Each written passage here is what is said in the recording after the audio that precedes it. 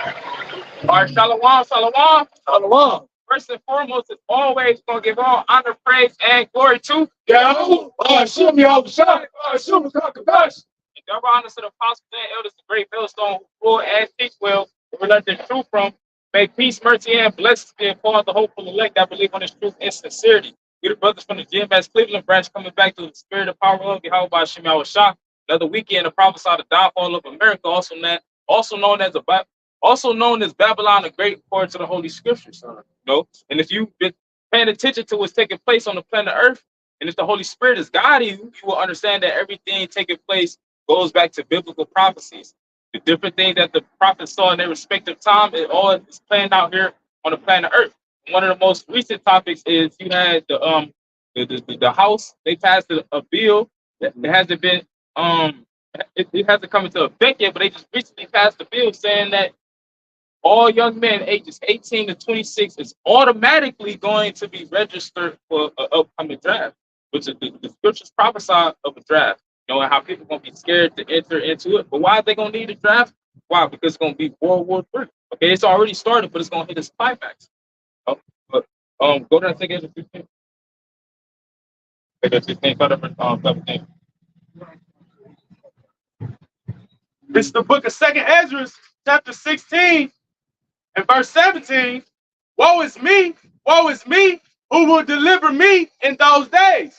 Because at the same time, while they're going to be trying to draft Jake, mainly Jake, but whoever it is that they're trying to draft, at the same time, you're going to have famines taking place. You're going to have civil wars, race wars, class wars. Okay, so you're going to be dropping dead from the different diseases that's going to be out here, and so on and so forth. And the different prophets, mainly Ezra, that's where the brother read from, they saw these things. That's why everyone was like, woe is me, woe is me. But he understood that he would be back in those times and he would see a lot of grievous things. He would have to deal with a lot of sorrow. He said, who will deliver me in those days? And we know that the answer for the elect is YAHWAH BAHASHAM YAHWASHI.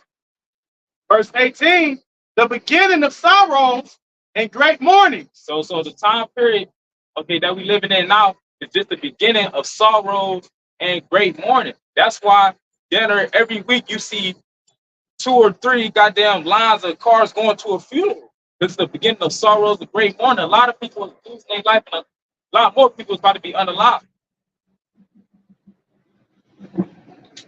The beginning of famine and great death. See, it said the beginning of famine and great death. So it's going to be a lot of people that's going to drop to be unalive. I got to be careful with my choice of words. And this thus saith the Lord.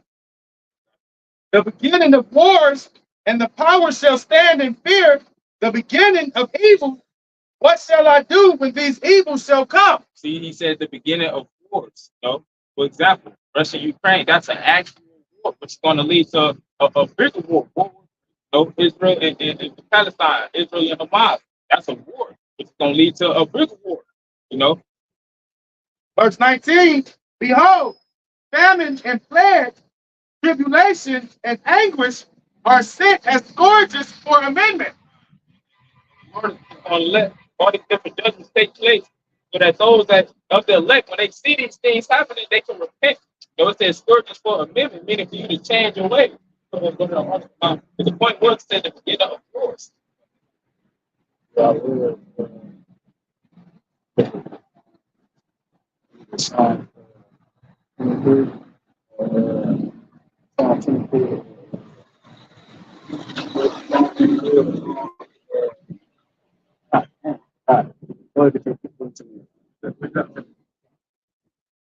This, I'll say, going back to the focus is that being a time of war.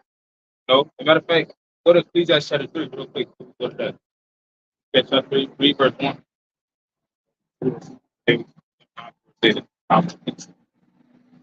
This is Ecclesiastes chapter 3, verse 1.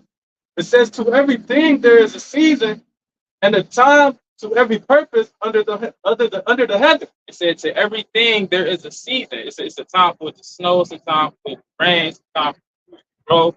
And it's going to list the different time periods, for certain things in the chapter. Verse 2, a time to be born and a time to die. Same way it's a specific day for you to come out your mother's womb. It's a specific day for you to give up the spirit. It says the time to plant and the time to pluck up that which is planted.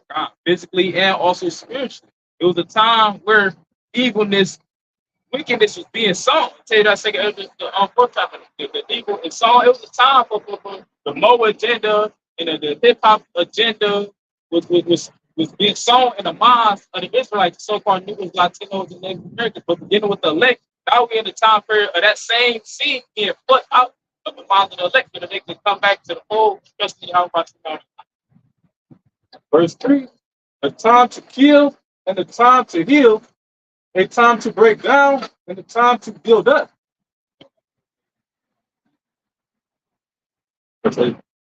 Verse 8, it says a time to love and a time to hate, a time of war and a time of peace. See, so it's a time for everything. It said a time to love, a time to hate, a time of war, and a time of peace.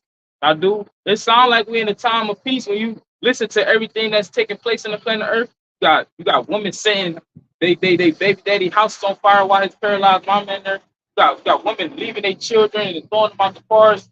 They got gunning each other down. It's all type of wickedness and iniquity taking place. So do it sound like we're in the time of peace? No, it lets you know that we're in the time of war. So, this is an article from Fox News. It says House passes defense bill automatically registering.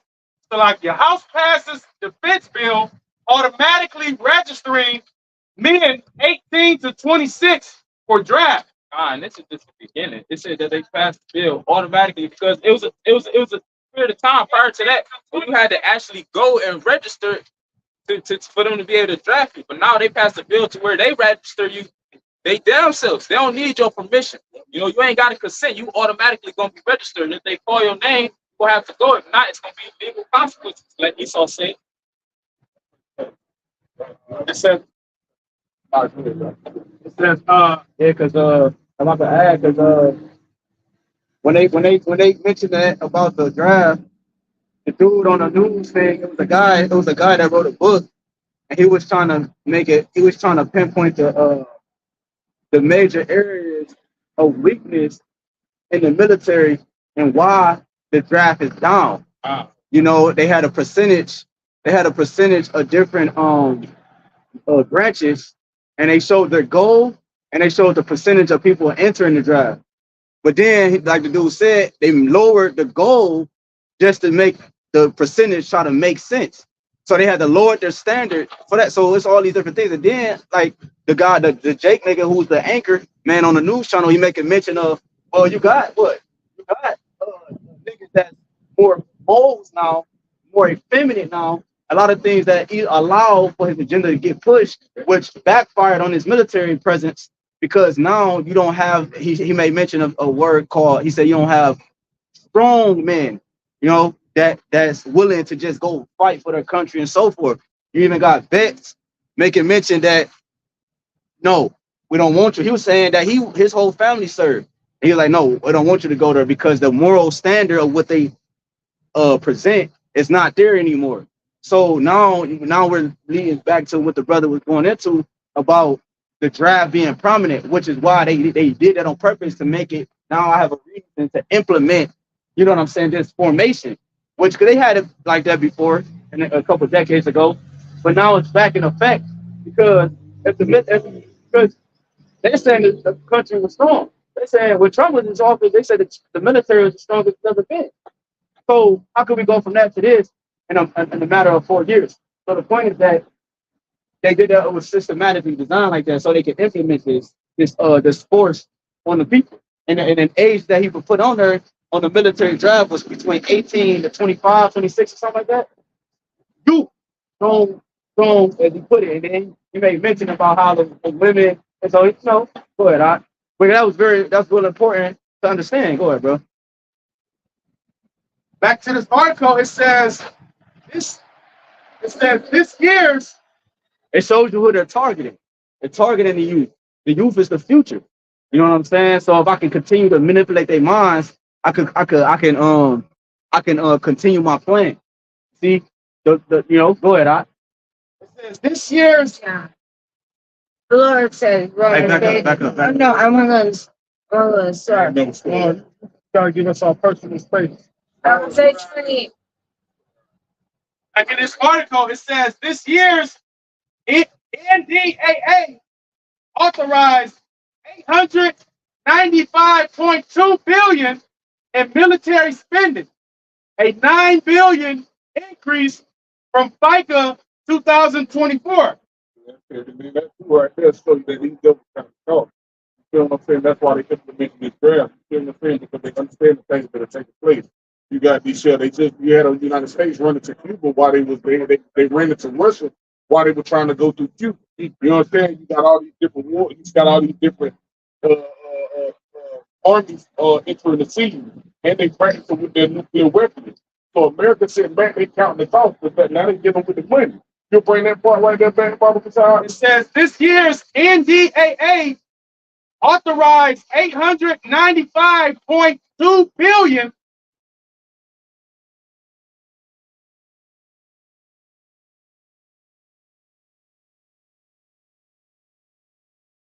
Devils counting the cost. Because what it take manpower, it take weaponry, and it take money to go to war. So they sit back counting the cost, and they like, these are the things that we need to go to war. They got the money, they got the weaponry. Now they like, we need the manpower. So they like, shit, we're going to implement this draft. We're going to make it mandatory, like the brother was going into. It's automatic now. You ain't got to sign up. They ain't got to come into your high schools no more to ask you to register to sign up. They just gonna sign your ass up. Yeah, because they made that was all a gimmick anyway. They made it seem like the people had free choice. You know what I'm saying? Give them a little breathing room. Now I can come to them and they got if they want the option to come here and fight for they can. If they don't, okay. You know what I'm saying? But no, nigga, you never really had a choice. Right. It was all systematically designed that way. So now you can't say shit when they come implement the mandatory this, the mandatory that. You see what I'm saying? That's what it's all, just from down to police force, down to the EMS, all that shit. It's all systematic design like that.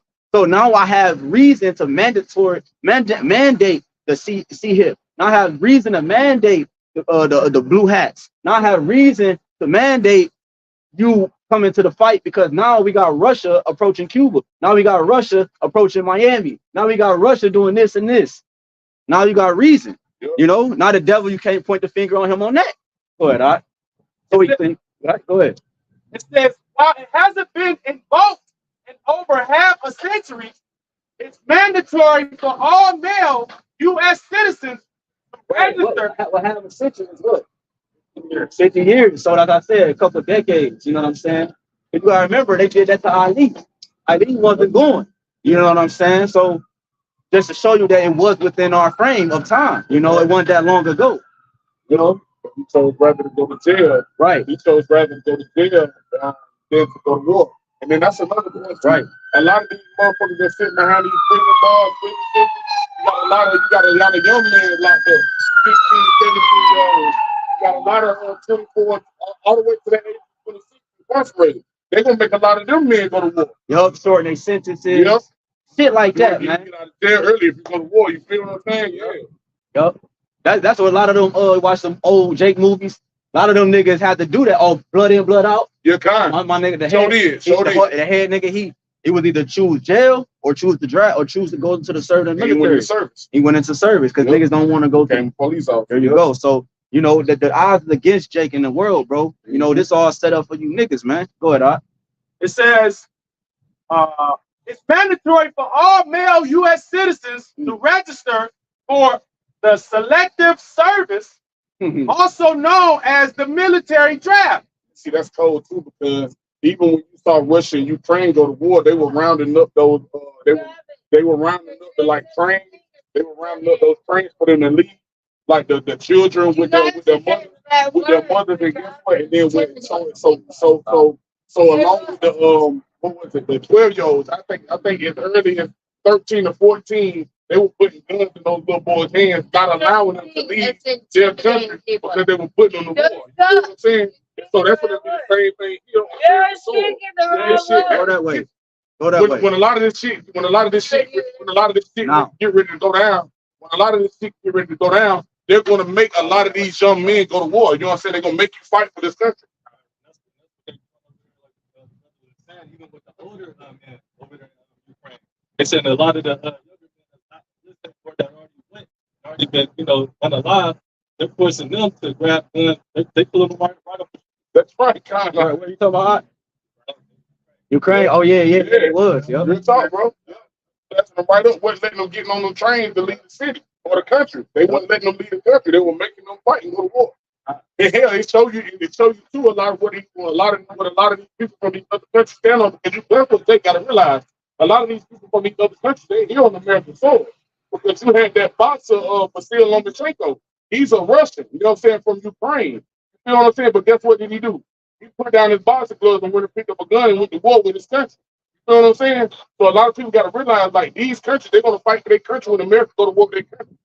Like how Palestine stand with Palestine and Israel stand with Israel here in the U.S., that's what it's going to be. America versus Russia and all these different things here on American soil. You got it, Dr. Salati. It says, failure to register is classified as a felony and comes with a host of legal challenges. Register. So if you don't want to submit yourselves to their will and fight for them and go across seas, it's really came up. It says, failure to register is classified as a felony and comes with a host of legal challenges. It said they're gonna classify you as they're gonna be a criminal in their eyes, all because you don't want to be sacrificed. Because ultimately that's what they're doing. This is all of them sacrificing to the left hand energy so that they can establish their NWO, so that they can beat HIP, everybody, okay, and so on and so forth. In Revelation chapter 13, verse 12, it says, and he exerciseth all the power of the first beast before him, and causeth the earth and them which dwell therein to worship the first beast, whose deadly wound was healed. Which that's speaking about the Roman Empire, the ancient Roman Empire. That's what the ancient Roman Empire was doing with their military. They basically invited any and everybody to basically participate in their military, and they would give benefits to whoever would join. And all this is just a repetitious thing, or a repetitious, reenactment of what was happening in ancient Rome, man. And not only that, but damn, I forgot my train of thought. Yeah, because the reason why they did it, bro, because it had a benefit to their plan. It just failed. It didn't go through. So if you do it again, it's showing that he so-called figured out his error and he could avoid the fall from last time.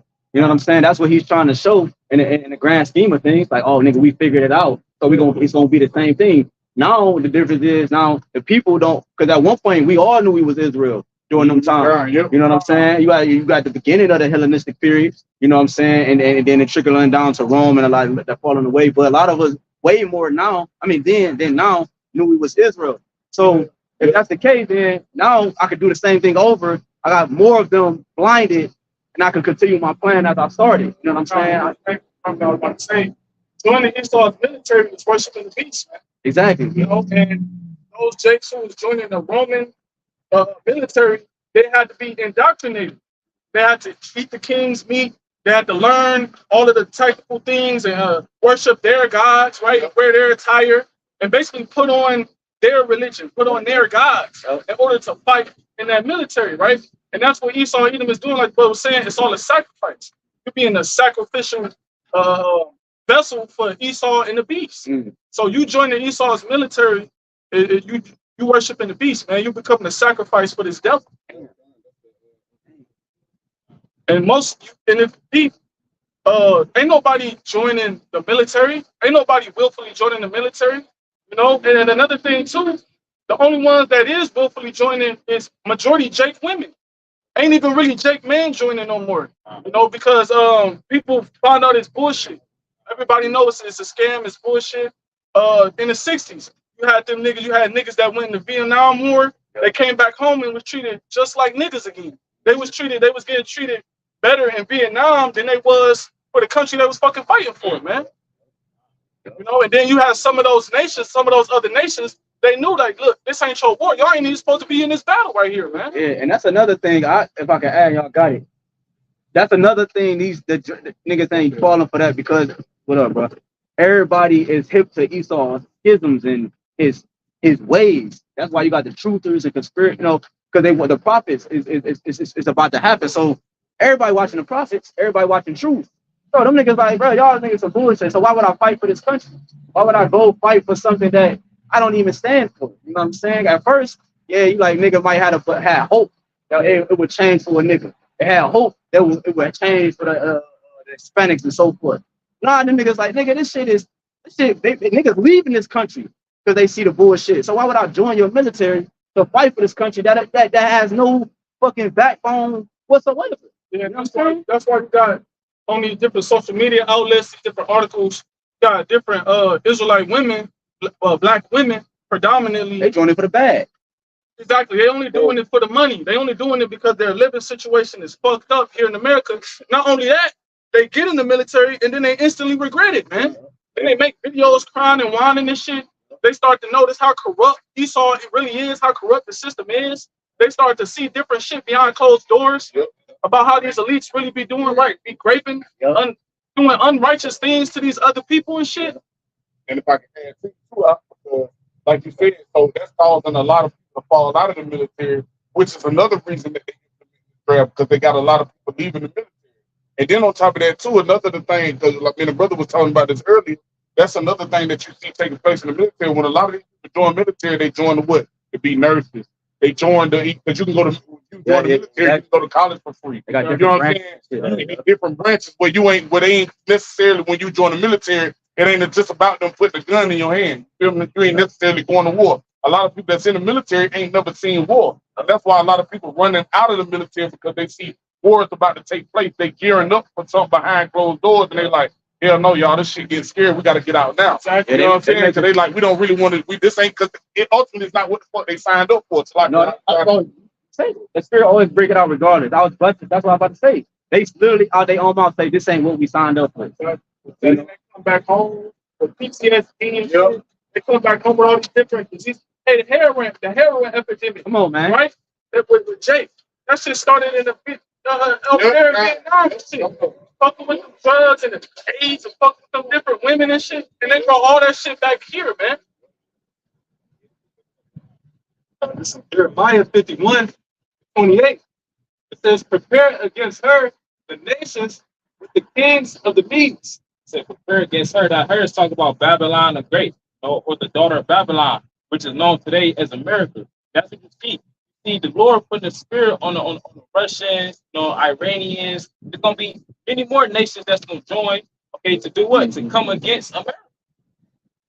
The captains thereof, and all the rulers thereof, and all the land of his dominion. It's gonna be that whole land mass. And it said the Medes, which the land of the Medes today. Okay, the people who dwell over there classify themselves as Russians. But let's talk about the Edomites that identify as Russian. Right. Yeah, go ahead. Finish on. Verse 29, it says, and the land shall tremble and sorrow, for every purpose of the Lord shall be performed against Babylon. That's what you see. It said the land shall tremble and sorrow. Like what you said, people signed up for the army for all these different ulterior motives. But the whole time, if you don't plan to give your life up for this country, you shouldn't even be signing. Yeah, so once they hear that it's a possibility of them actually having to lose their life, they start to tremble. They start to become sorrowful. I ain't signed up for this. Oh, go ahead. I was going to say they're not going to this honorable sorry. That's another thing they was making mention about, because the trans women, of course, a lot of people out too. You know what I'm saying? Because they trying to do was making a mention of that. All that shit about to go out the window, because if it's a threat to the country, that shit goes out the window. Which is a word.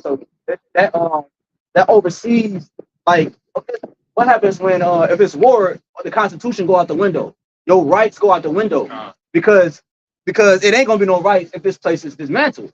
So that goes out the window. So therefore, nigga, if I'm telling you got to go to war, and if you fit the requirements, you have to go to war. There's gonna be even some vets that have to be recalled back into like niggas who specialize in tech, different armory and different knowledge about it. They're gonna be called back too. See what I'm saying? Exactly. They take your food and take your water, take your vehicle. That's right, y'all. Spirit. Go ahead, Art. Verse 29,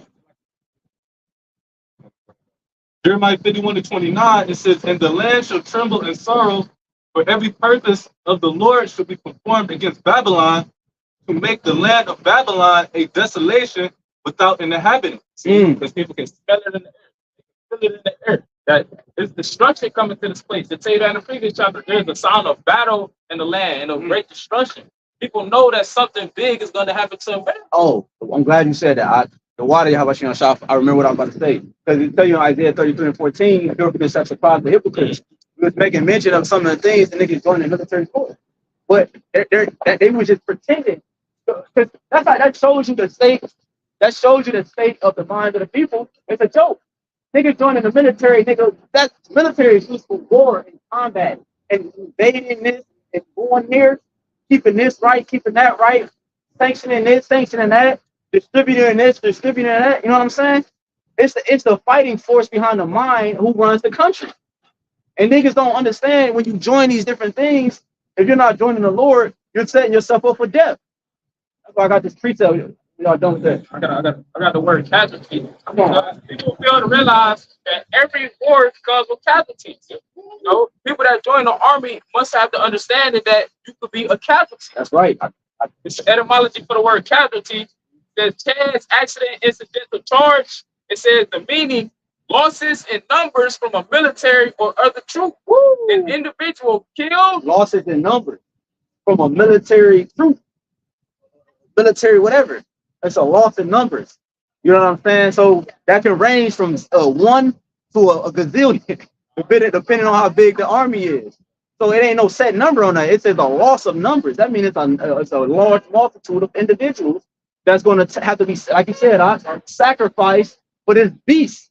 You know, that nigga, he ain't like he used to be, because even he lost integrity. Alexander at least had integrity where he was fighting with his generals.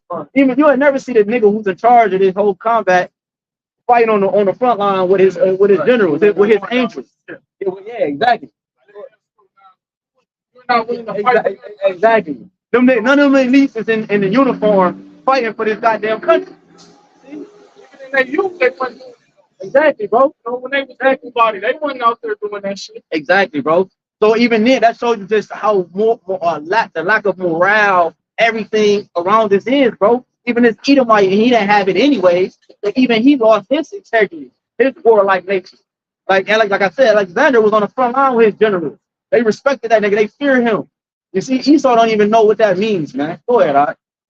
Even with the people who they set up to be puppets. That's right. You know, goddamn sleepy Joe with a helmet on and girded up. 16, you're not gonna see none of that. Listen, that's why they got them building them buckets. That's why they getting all them buckets prepared. You know what I'm saying? God. Going back to this word casualty in the etymology, it says the meaning an individual killed, wounded, or lost in battle. Because that's another thing that can happen in a war. You may not get injured, you may not lose your life, you get taken away captive. And we see a result of that with the nation of Israel. Because we prisoners of war, we held captive against our will behind enemy lines.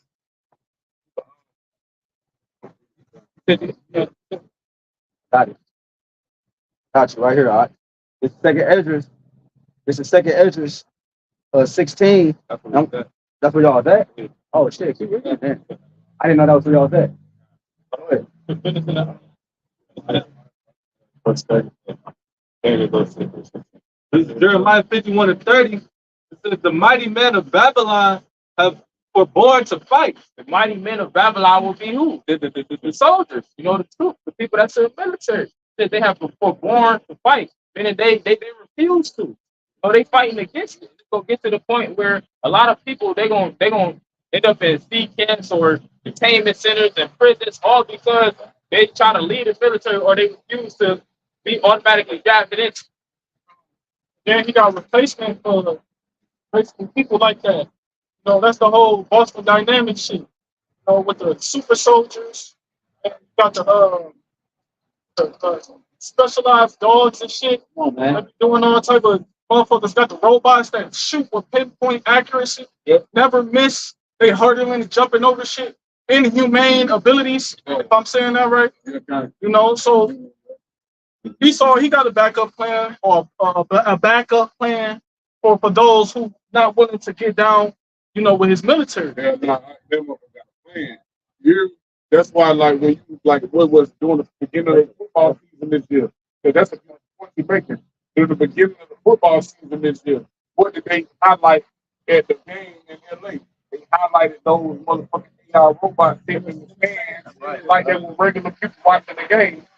It's so much happening in America at a fast pace that you forget certain shit that's been happening. Yeah, that's like they got robots that roam around in Crocker Park in Ohio. You know what I'm saying? It's a lot of shit that's actually taking place that Jake just applies to that it seems harmless right now, but they finna use this shit for weapons. They finna use this, they finna use all these things that seem like if they're just trying to merge it with society to help you, like it's your time, like it's innocent, but they finna use this for malicious. Yeah, because they created them things. They created them. That's the point. Yep. Which means now I can install my mind. Yep. The Edomite installing his mind in anything is always going to be bad. It's going to bring death and destruction. Yep. So that's why them things are being programmed at a high rate. Fast. Yep, to do what? To kill. Kill, and destroy. Yeah, bro. You know? Like I said, don't be ignorant of take devices unless you get an advantage. You know what I'm saying? But all this shit is just part of the agenda.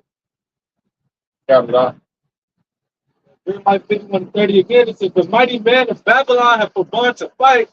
They have remained in their holds. The holds will be what? The fortresses, which is known today as the military bases.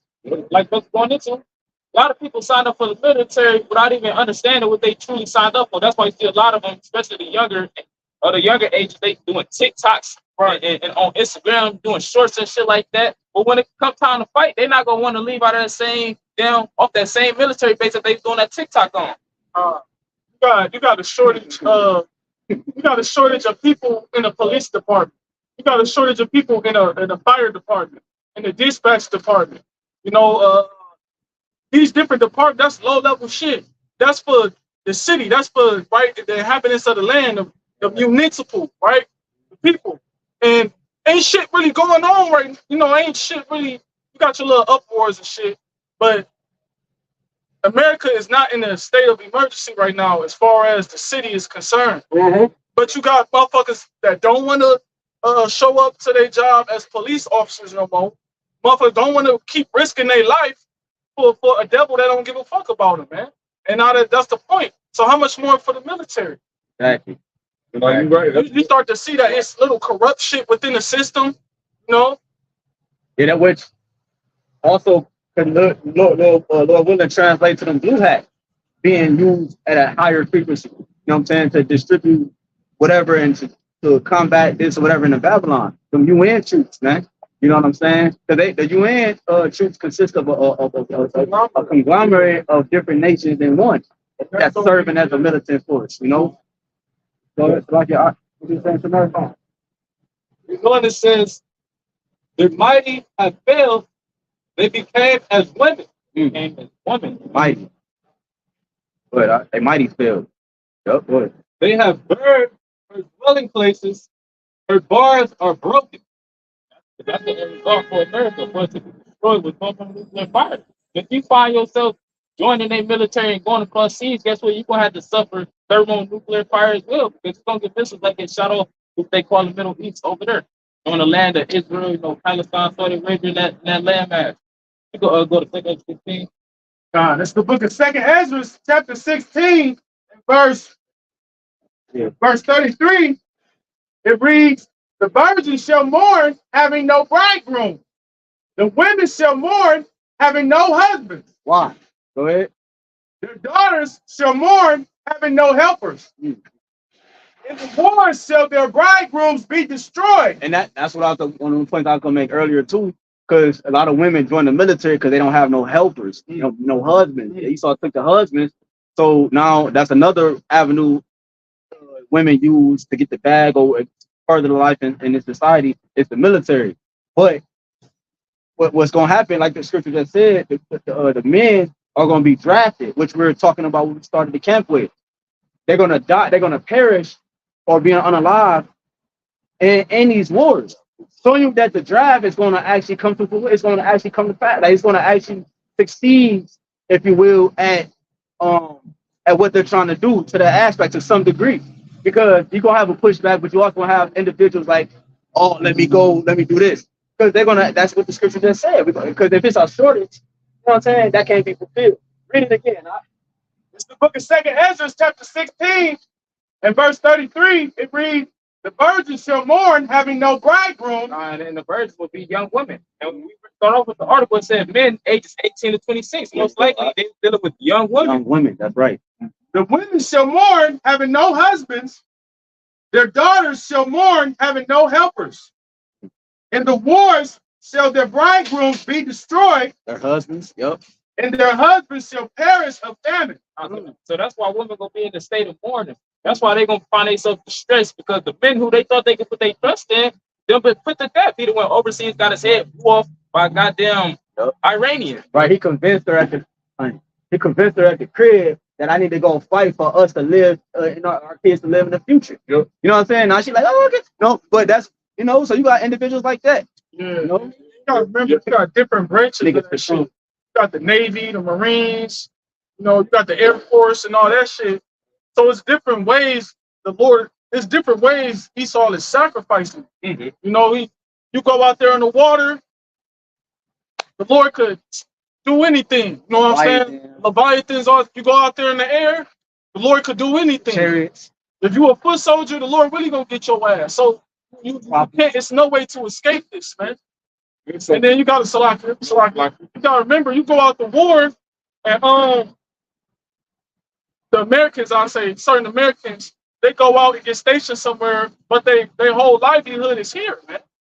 And the scriptures talk about that. If you have a life here, right? If you have a life here and you need to tend to your life here, you're scared to fight the war, it's a law that you're supposed to stay here, man. Esau Edom, he don't do, he just send your ass.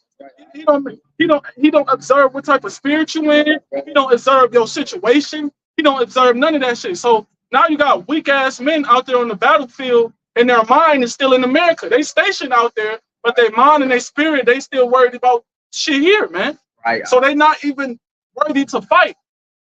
Beautiful. So your army is penetratable. If your army is penetratable, that means your land is penetratable. Yeah. Go ahead. But see, that's because that's the point I want to make right there. Why they sending a lot of these dumb motherfuckers off the war from America into these other countries? That's what they better realize. That's why these women gonna be in that state of mourning too. Because look, it's gonna be all hell breaking loose in America. Right. You know what I'm saying? Right. Shit gonna be fucked up over here. This land is gonna be like what you would call a third world country now. You feel me? Why you take it? Because the man is supposed to be a covert for protection. He's supposed to be a hiding place. Bro, I'm glad you said Right. that's beautiful, bro. Go ahead, bro. Because what both y'all were saying, like I said about the military is actually as a shield for the country, a shield for the land. Yep. So if they're weak, that means the shield is weak. Mm-hmm. That means it could be pierced and penetrated, like the word the brother used. Is penetratable. So if that's penetratable, that means it's no hope for the thing is defended. Mm-hmm. You know what I'm saying? Or the thing is protected.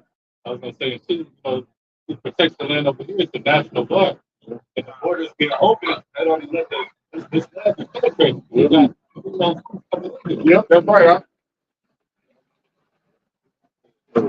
It's the book of Deuteronomy, chapter 20, and verse 1. When thou goest out to battle against thine enemies, and seest horse and chariots, and a people more than thou, be not afraid of them. For the Lord thy power is with thee, which brought thee up out of the land of Egypt. Right, because in the ancient world, right, when you had the nation of Israel on one accord, we would go to war with other nations in order to obtain the land that the Lord gave us and the resources in order to obtain certain things, what the Lord gave us. We would have to go to war with other nations, man. Or if we were going off, the Lord is sending a nation of people, and we had to go to war with them. Right, So it was laws for us when it came to war. Which means war is necessary for peace to come. Esau knows that, but that's what this great war is about, for our peace to come. You know what I'm saying? Esau think he gonna get rest from this, but he's not, So like you said, the wars back then, like the point that highlighted that is it said the Lord had our back. Them niggas enter into this military, the Lord's not with them. You know, so it's nothing left but death and destruction. Good point. That's what I was thinking. It said, be not afraid of them, because the Lord is with you. Like you said, the Lord is not with Esau, Edom. So why the hell would he be with his military?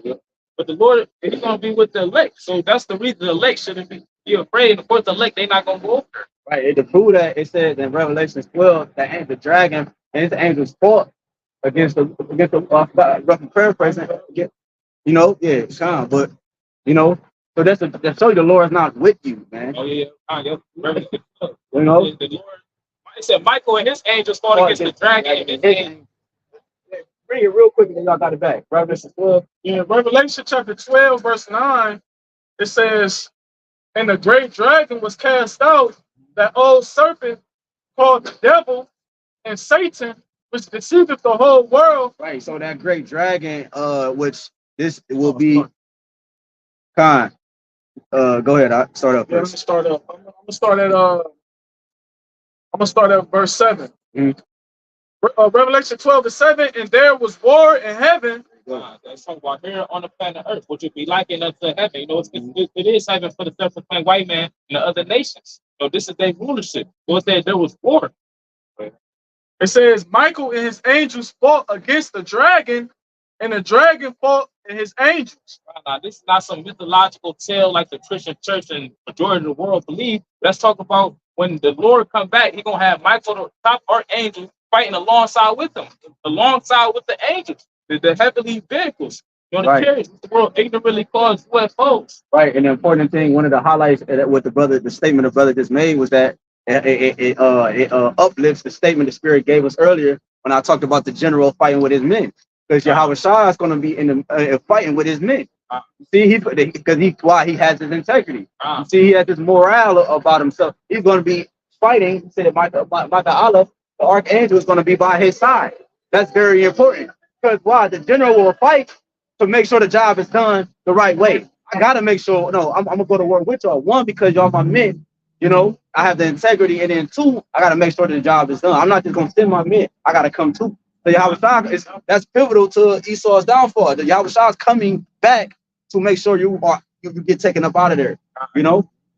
Then the third point that you ain't make mention of is the fact that the general might just want to have some fun. But you know, YAHWASHI, he said what? He said, I will travail, I will cry like a travailing woman, roughly paraphrasing. Because that's another reason that the Lord is going to be in the midst of that battle. Because he want to get his revenge. He want to show the nations how he get down. Isaiah 47. I will not meet thee as a man. I mean, it's 13. It says Revelation chapter 12, verse 8, and prevail not, neither was their place found any more in heaven. I mean, the Esau Edom is going to lose this war to the Lord. His rulership is going to be at an end. That's going to be it. No, yeah. Keep going. Verse 8, what's like verse 9, and the great dragon was cast out, that old serpent called the devil and Satan, which deceiveth the whole world. Yeah, because that dragon, it said that great dragon. Anything great is mean it's huge, is that it's max, right? So that great dragon, the dragon, when you go into the etymology of dragon, it says a large serpent. And that's why I said that old serpent is identifying this culprit, right? It's identifying the man who's behind all of this, who mindset that the world follows. This shit is ancient. It's ancient. It's an ancient spirit involved here, which we all are. But it's an ancient situation going on here, right? It's not something that just happened. No, this is so. It said that old serpent. It said the great dragon, that old serpent, right? Go ahead. It says, and he was cast out into the earth, and his angels were cast out with him. Right, because they called him Satan. He's the adversary, right? So it's identifying him, and it's telling you that he's the adversary to the things that are good, you know? So which means he's upholds unaliveness and the things that are bad. So that old serpent, the one who upholds his way, it's soon coming to the fruition of what? Him being taken down out of power. That's what it's saying. It said, in which deceived the whole world. Did you finish it?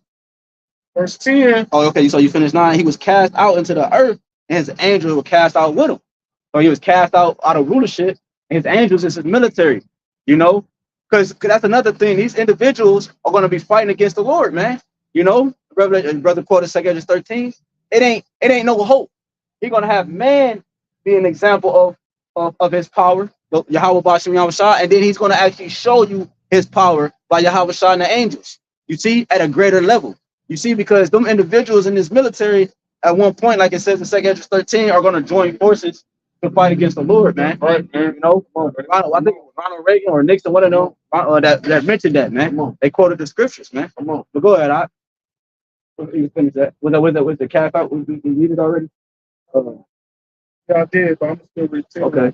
Revelation 12:10, and I heard a loud voice saying in heaven, now was come salvation and strength and the kingdom of our power and the power of his anointed, Yahawashi HaMashiach, for the accuser of our brethren is cast down, which accused them before our power day and night.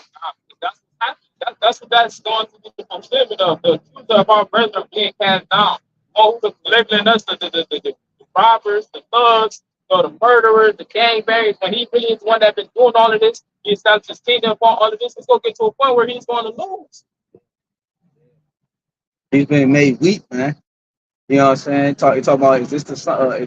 This is he? You know, like, this is he. You know, was it Isaiah 14 and 12? Go it up.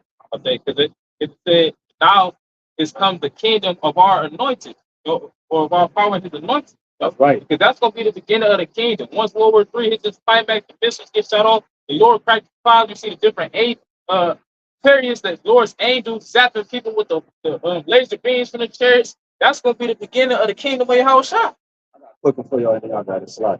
Revelation 19 and 13. It says, like 3 verse 11. Okay. Revelations 13. 19. Revelations 19 and 11. It says, and I saw heaven open. No, that's the Shemayim being cracked open. A floodgate, as he said, that's a floodgate of a fleet of chariots, man. A fathership, right? Not a mothership, a fathership, followed by a gazillion of other ships, smaller ships to itself, which are the vehicles of the angels, right? Following who? As the scripture is about to tell you who they're following. Revelation 19:11, and I saw heaven open, which is the Shemayim, and behold, a white horse, right? Lord coming in a great power, right? It said in pure power. White means pure, horse means power. And he that sat upon him was called faithful and true. It says, and in righteousness, he doeth judge and make war. That's the Lord is doing this on behalf of righteousness. There you go. Wickedness has been polluting the earth for the past hundreds of years. Shit, the past thousands of years, wickedness has been taking root. So, on behalf of righteousness, the Lord is coming back to bring destruction. It says, verse 12, his eyes were as a flame of fire, so it's identifying who's coming. Like the brother said, it's Yahawashi, man. It says, and on his head were many crowns. Many crowns, why? Because he's taking down all the kings of the heathen nations, beginning with Esau, Edom.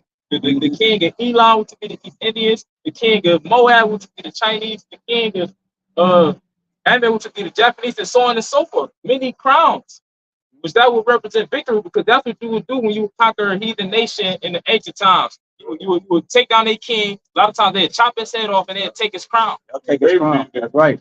Yep. Yeah, that was Goliath. Yep. That represents, that represents their power.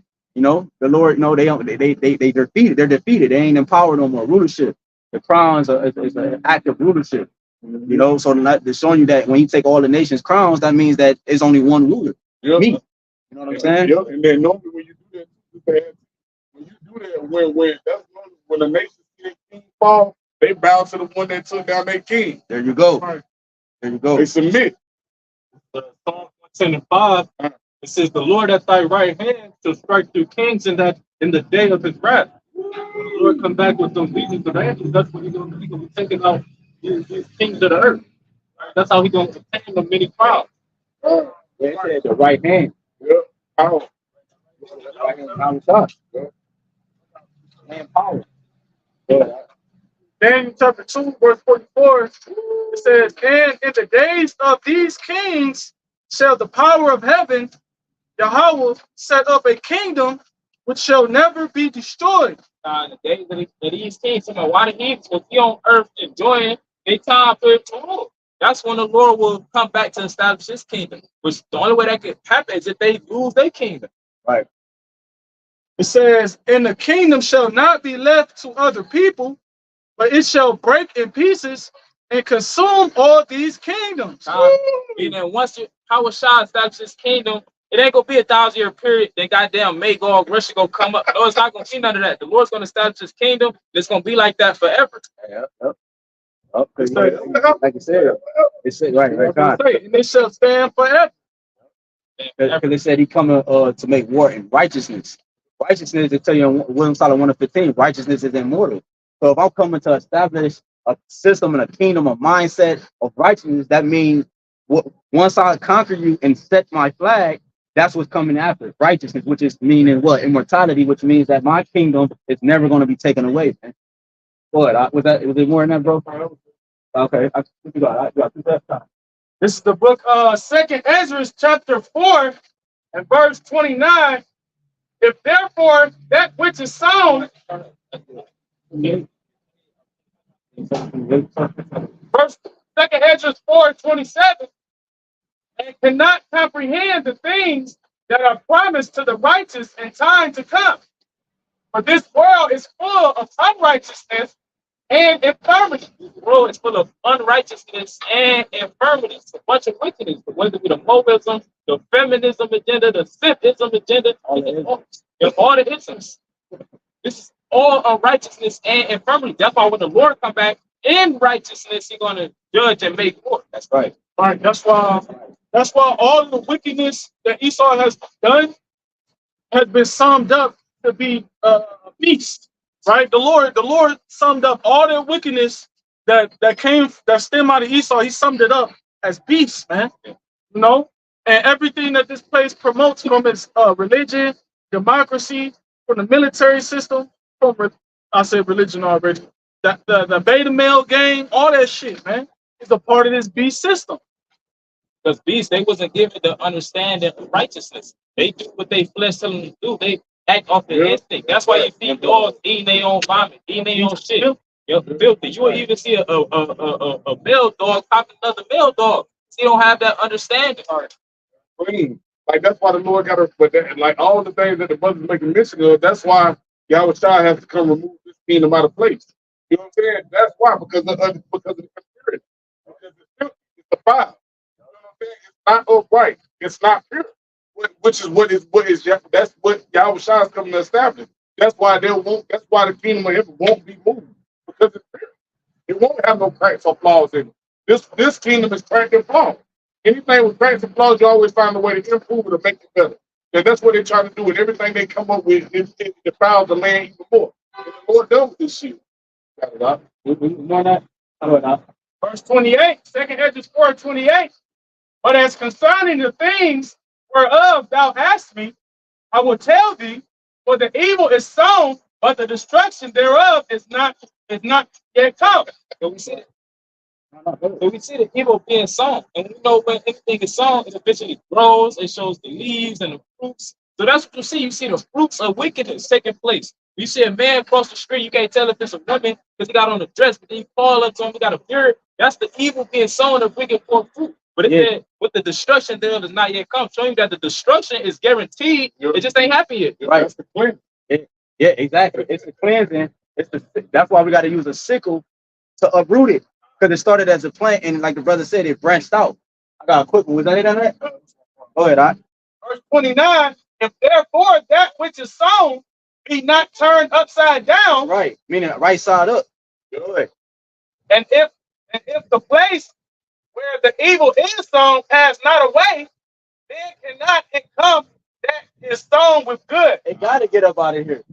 That's what, when Yahawashi say I'm coming, that means I'm bringing the good. That means that the end, the good, the bad is coming to its end. See what I'm saying? So the one who's ruling will be the bad, and he's coming to his end. That's why his military is scrambling. That's why he's trying to come up with these laws out of thin air, you know, and come up with this policy and try to do this and try to do that, because he's coming to an end. Why? How do we know that? Because we're reading it. Yahawashi said it. He said Jacob is Esau's the end, Jacob is the beginning of it that followeth. So Yahawashi said he's the Lion of Judah. He's coming to bring the beginning, right? Real quick. Wisdom of Solomon, then we're going to finish this. Wisdom of Solomon 4 and 3. But the multiplying brood of the ungodly shall not thrive, nor take deep rooting from bastard slips, nor lay any fast foundation. Because right now it's a lot of people on the planet Earth, and the population is increasing. Even though the wicked elite tell you they want to decrease the population, it is actually increasing. But it said, but the multiplying of the ungodly fruit, so the multiplying of all these wicked ass people on the planet Earth not going to thrive. They eventually go get cut off. Yup, because it's not rooted properly. It's not nourished by the proper nutrients, which is Yahawashi, the living water, or the proper bread. It's like it shall not be a fast foundation. Yeah. Fast is speaking in terms of firm and stable, because we know the true foundation is Yahawashi. Anything they tell you that in Psalms. If the Lord buildeth not the house, they labor in vain that buildeth it. So if the Lord is not behind it, it's not gonna stand the test of time. Yeah, because it says wisdom buildeth a house, buildeth her house. You know what I'm saying? And then it says also too that and you just said a beautiful point, because it tell you that I lost it. This is verse 4. It wasn't Solomon 4 and 4. It says, for though they flourish in branches for a time, right? They had their moment, you know, they was let loose for a period of time, right? Like it says in Revelation 20, for a little season, you know, seasons come and go. So for this particular season, they were let loose. They was able to do this, create a mode. They created a mode at a high frequency. They created a nigga at a high frequency. You know, so these things always existed. That's why Sodom and Gomorrah exists. So they created it, they extended the frequency of it. It says, for though they flourish in branches for a time, branches go out for a moment, right? Yet standing not last. Oh, that's what you said, because in the verse above it says, nor lay any fast foundation. The brother mentioned about Yahawashi being that foundation. Brother Samaria read in Daniel 2 that foundation is coming to make you into pieces. So that shows you that you have no future but being uprooted. You know what I'm saying? It says, yet standing not last, they shall be shaken with the wind, right? The prophets, the voice, and the ICBM missiles, the besom of destruction. It says, and through the force of winds, they shall be rooted out. Let's go, man. You see? And these things, because the prophets lit the flame, you see, and then the Lord is going to finish it off. You know what I'm saying? You say the best for last, and track, the anchor is the strongest runner. Yahawashi is the strongest of us, and he's going to finish us off. He's going to finish the race for us. It says, Bro, like a relay. That's like I'm Bill popped it off. Now what I say, then I popped the elders. yeah, Then the men on down, like passing the as I say, it's the anchor. Yeah. God. I went. Yeah. He the I can tell you, man. yeah. No, you good. I'm the pop. Cause I ran track. I did the 4x1, right? So I was the pop off. The fastest is the first. Boom. I did the pop off, and then the last one is the strongest with the stronger legs, the more endurance, right? You know, and that's Yahawashi, the strongest of Israel, and he's going to finish the race for us. It says he's going to cross that finish line. That's what we read about the heavens cracking open. And see, a lot of these motherfuckers gonna lose the doing. I was trying to get ready to drag these motherfuckers to the finish line. God. It says in verse 5, God, it says the imperfect branches, which is Esau, Edom, should be broken off 2/3. Their fruit unprofitable, not ripe to eat. Yeah, meat for nothing. Let's go. Niggas out here beyond what they think, just like they daddy Esau, Edom, plain white man. All this wickedness it's not beneficial to righteousness. It's not beneficial to life. It's everything that they teach is the way to death. They say different lifestyles, but it's really these different death styles. Right. Scripture say the fruit of the wicked is seen. I'm paraphrasing. All right. So that means what? That anything that the wicked produce is going to lead to sin, transgression of the law. Man. Yeah, they talking about they should eat the fruit thereof. I forgot how it goes. Like the day that they should how it go They say the fruit of their doing. that one, and it's another one that say fuck, man, it's perfect what you said. Go ahead. This Proverbs chapter 10 and verse 16. The labor of the righteous tendeth to life, the fruit of the wicked to sin. Right. And the scriptures talk about wisdom bringing to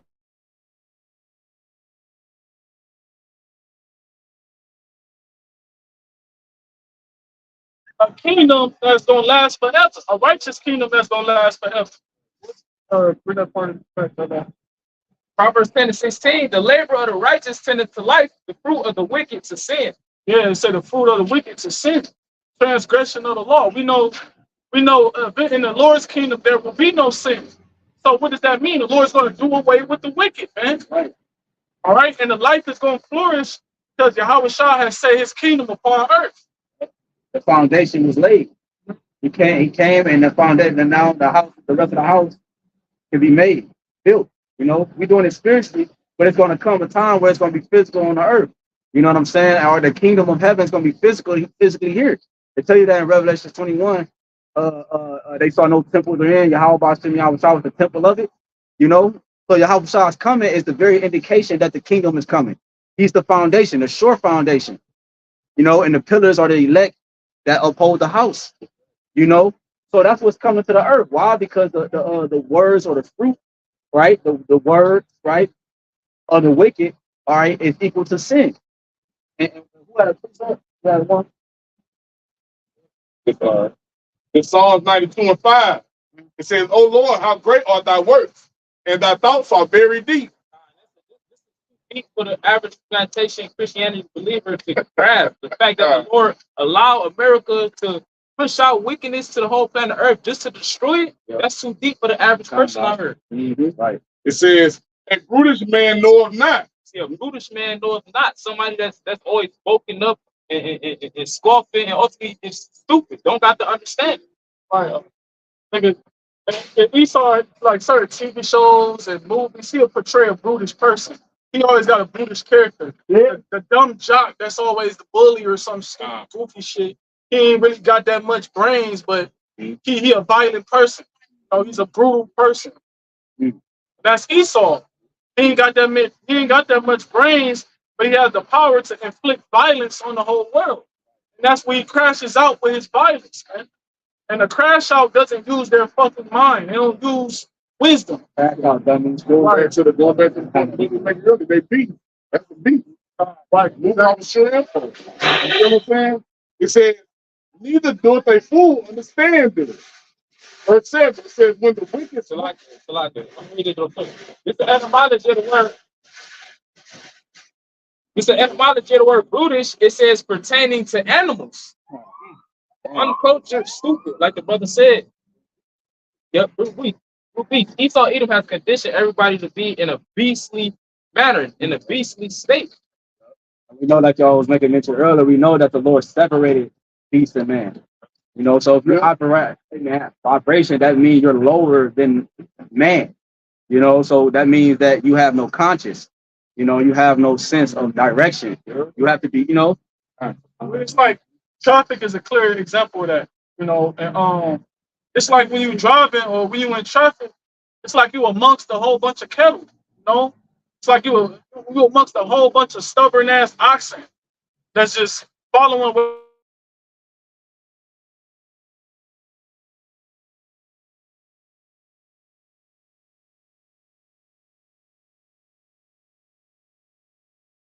Said, I'll bring it back from the top. This is Psalms 92 and verse 5. It says, "O Lord, how great are thy works, and thy thoughts are very deep." It says, "A brutish man knoweth not, neither doeth a fool understand this." that's why people walk past and laugh. They pull up, drop the window, roll the window back up. They don't understand what's taking place right now. They don't understand the severity, okay, the fact that this the life or death thing playing out right for their eyes. Yes, bro. Yes. in the political system, these different Edomites get on TV and start making these different announcements and plans and this, that, and they don't understand that, right? When these different heathens go to war, these different sections, and these, all these different, they don't understand those things, man. The average person don't understand how politics work. The average person don't understand how geography works. The average person doesn't understand how life works. And that's why they don't understand the scriptures, They man. don't even understand their own. Like you can't even go after a woman. What's a woman? She don't even know what she is. She just knows she has a vagina and she has titties. You know, and she can give birth from time to time. The average woman can't tell you why it's important for them to have a menstrual cycle. Right. But they have one, you know? So that lets you know people don't even know their own genetic makeup. People don't even know themselves. Jay don't even know themselves, man. Right. So how much more the deeper things? They can't get past the simple things. Esau has dumbed you down. He has simplified the mind. Oh, they was talking about that too. They was talking about the simple fact of how dumbed down the mind is to be able to, the minds can't comprehend the natural things anymore. They rely on the technology and the things Esau put in front of them to actually forward their way of thinking. So it dumbed them down so that now real life situations, they can't make the difference between what's real and what's fake. So now we telling you what? We're telling you that war is coming. See, oh, that nigga Ice Cube said that in Friday. Said, let me one nigga in the hood that play like that. He said, anything that nigga playing about his money, this nigga Esau's not playing, bro. The Lord, because the Lord is not playing. Judgment is coming, and Esau is used to bring that judgment to a certain degree. So if the Lord is not playing, Esau is not playing. This nigga not playing. When he say he's about to come down on you, the Lord say he gonna come down on you niggas. That's exactly what's about to come down. The Lord, this nigga Esau is about to come down. The Lord is not playing. So war is literally about to break out. Fucking Jacob's trouble is about to break out. MOTB is about to be implemented. That mass casualty, it tell you in Revelation that up to the horse's bridle, bro. You know, up to the horse's bridle, bro. That's how much unaliveness is going to be, or how much blood is going to be on the earth, man. America, man. Go ahead. What you got? I got a precept, real quick precept for y'all. Proverbs 24:7. It says, wisdom is too high for a fool. He openeth not his mouth in the gate. I want to read it real quick in the NLT too, if I may. It says, wisdom is too lofty for fools. Among leaders at the city gate, they have nothing to say. So it's like the poor brother said, you got people walk by, they get to laughing. People roll down their windows and roll them back up. They ain't got shit to say because they can't understand what's going on. It's too high for them. They don't understand this is a wise thing. You feel what I'm saying? It's just like the bugged out motherfucker that walked past earlier, sitting there and said, y'all talking the right thing, but y'all are intimidating. Well, that's what the prophets were back in the past time. They were intimidated.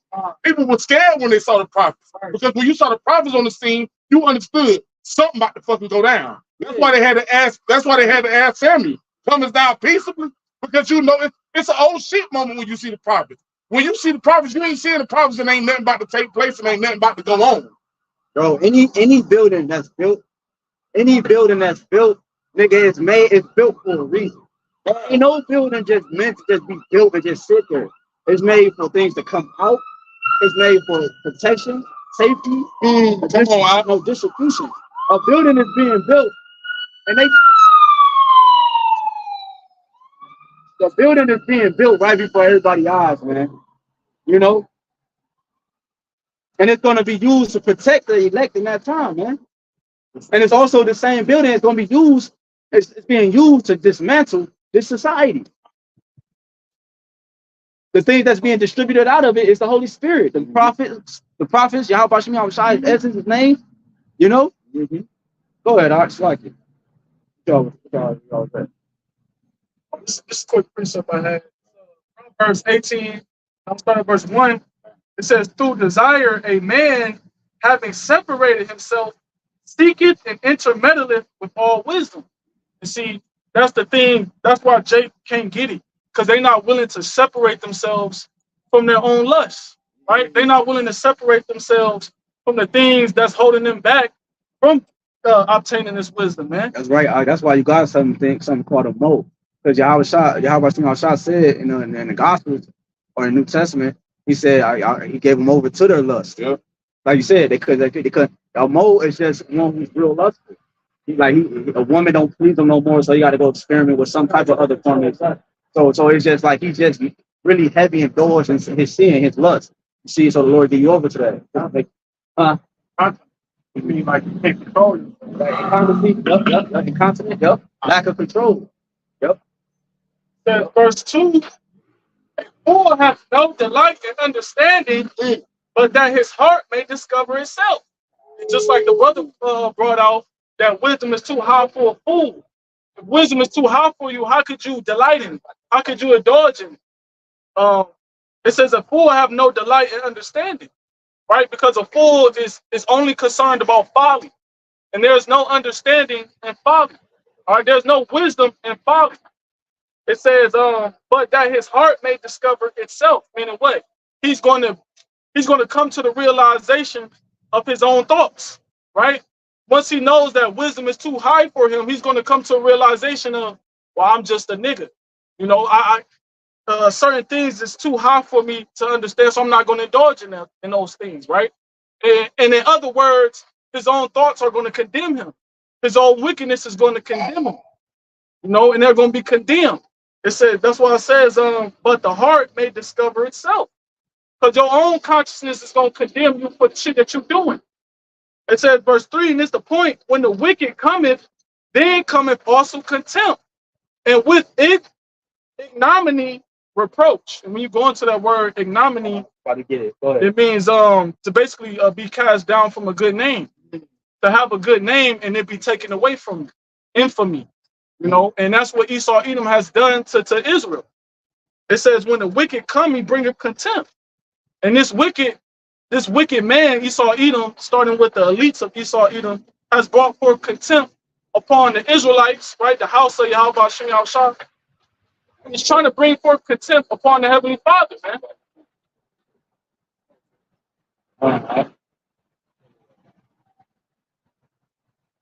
You get that. Let me just grab that last verse and read that Psalm 92. I can got it. This is I'm gonna bring back from Psalm 92 and 6. It says, a brutish man knoweth not, neither doeth a fool understand this. It says, when the wicked spring as the grass, and when all the workers of iniquity do flourish, it is that they shall be destroyed for forever. Solomon. Right.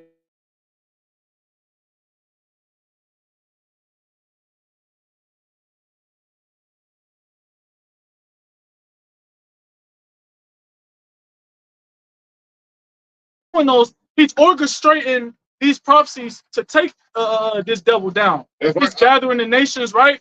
He's gathering the nations, and he's gathering the elect. Those two things are going to be Esau's downfall. His truth is flourishing. You know, he no longer has a stronghold on the people. You know, his kingdom is being shamed. America is being shamed. His political leaders are being shamed. Everybody looks at him as if, you know, everybody looks down on this place. That witchcraft ain't important no more. Witchcraft ain't important it used to be. You know what I'm saying? Right, people starting to expose him in his secret societies. Yep, that's right. You know, That's a physical manifestation that you've been invaded. And here it is, you got prisoners of war, got them held captive in some deep, dark dungeon, but they has to been free. That means somebody that came in, infiltrated your whole base, and got the key or whatever it is, and free the captives. And that's what you see taking place. They're kind of like a book of that.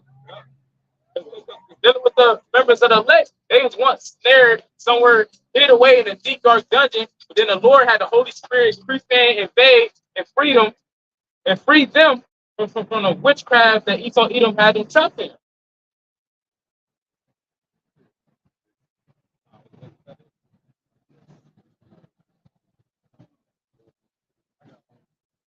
it's the book of Isaiah, chapter 13 and verse 4. The noise of a multitude in the mountains, like as of a great people. All right, and this is talking about, I believe, ICBM missing. All right, it said, Read it again. Isaiah 13 and 4, it says, the noise of a multitude in the mountains. The noise of a multitude. Why? Because it's going to be a multitude of missiles. It's going to be John the Revelator saw 200 million, or so like 200 million warheads. But that's what it's talking about when it says a multitude is of a great people. But the missiles is also likened to an army when you read in Joel the second chapter. Yeah. Right, and talk about those mountains, which is different governments, different nations, which America being that high mountain. And then the missiles gonna be shot to different nations. Or the scriptures go into a few, but it's gonna be a lot of nations that's gonna shoot missiles at America. Yep. Right, because brothers in Jeremiah earlier, it said open the armory. Yeah, so because the armories, them ICBM missiles, man, the weapons of war. You know, that's the Lord's armory. It's like I play Call of Duty, like a treasure box. You know what I'm saying? Like a treasure box full of goodies. You know what I'm saying? Lift up box? It's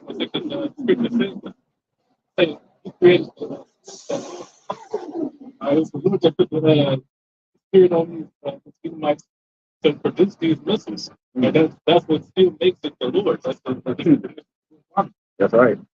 That's right. It says, Isaiah 13:4, the noise of a multitude in the mountains, like as of a great people. Right? As of a great people, like you said, the missiles is a part of the Lord's army. So that's why it's gonna be so many of them. You look up how many people is in America's army, for example, it's gonna say like 1 million, or Russia's army gonna say like 2 million. But this is gonna be a greater army. Okay, it's gonna be 200 million missiles. It says, like as a great people, a tumultuous noise of the kingdoms of nations gathered together.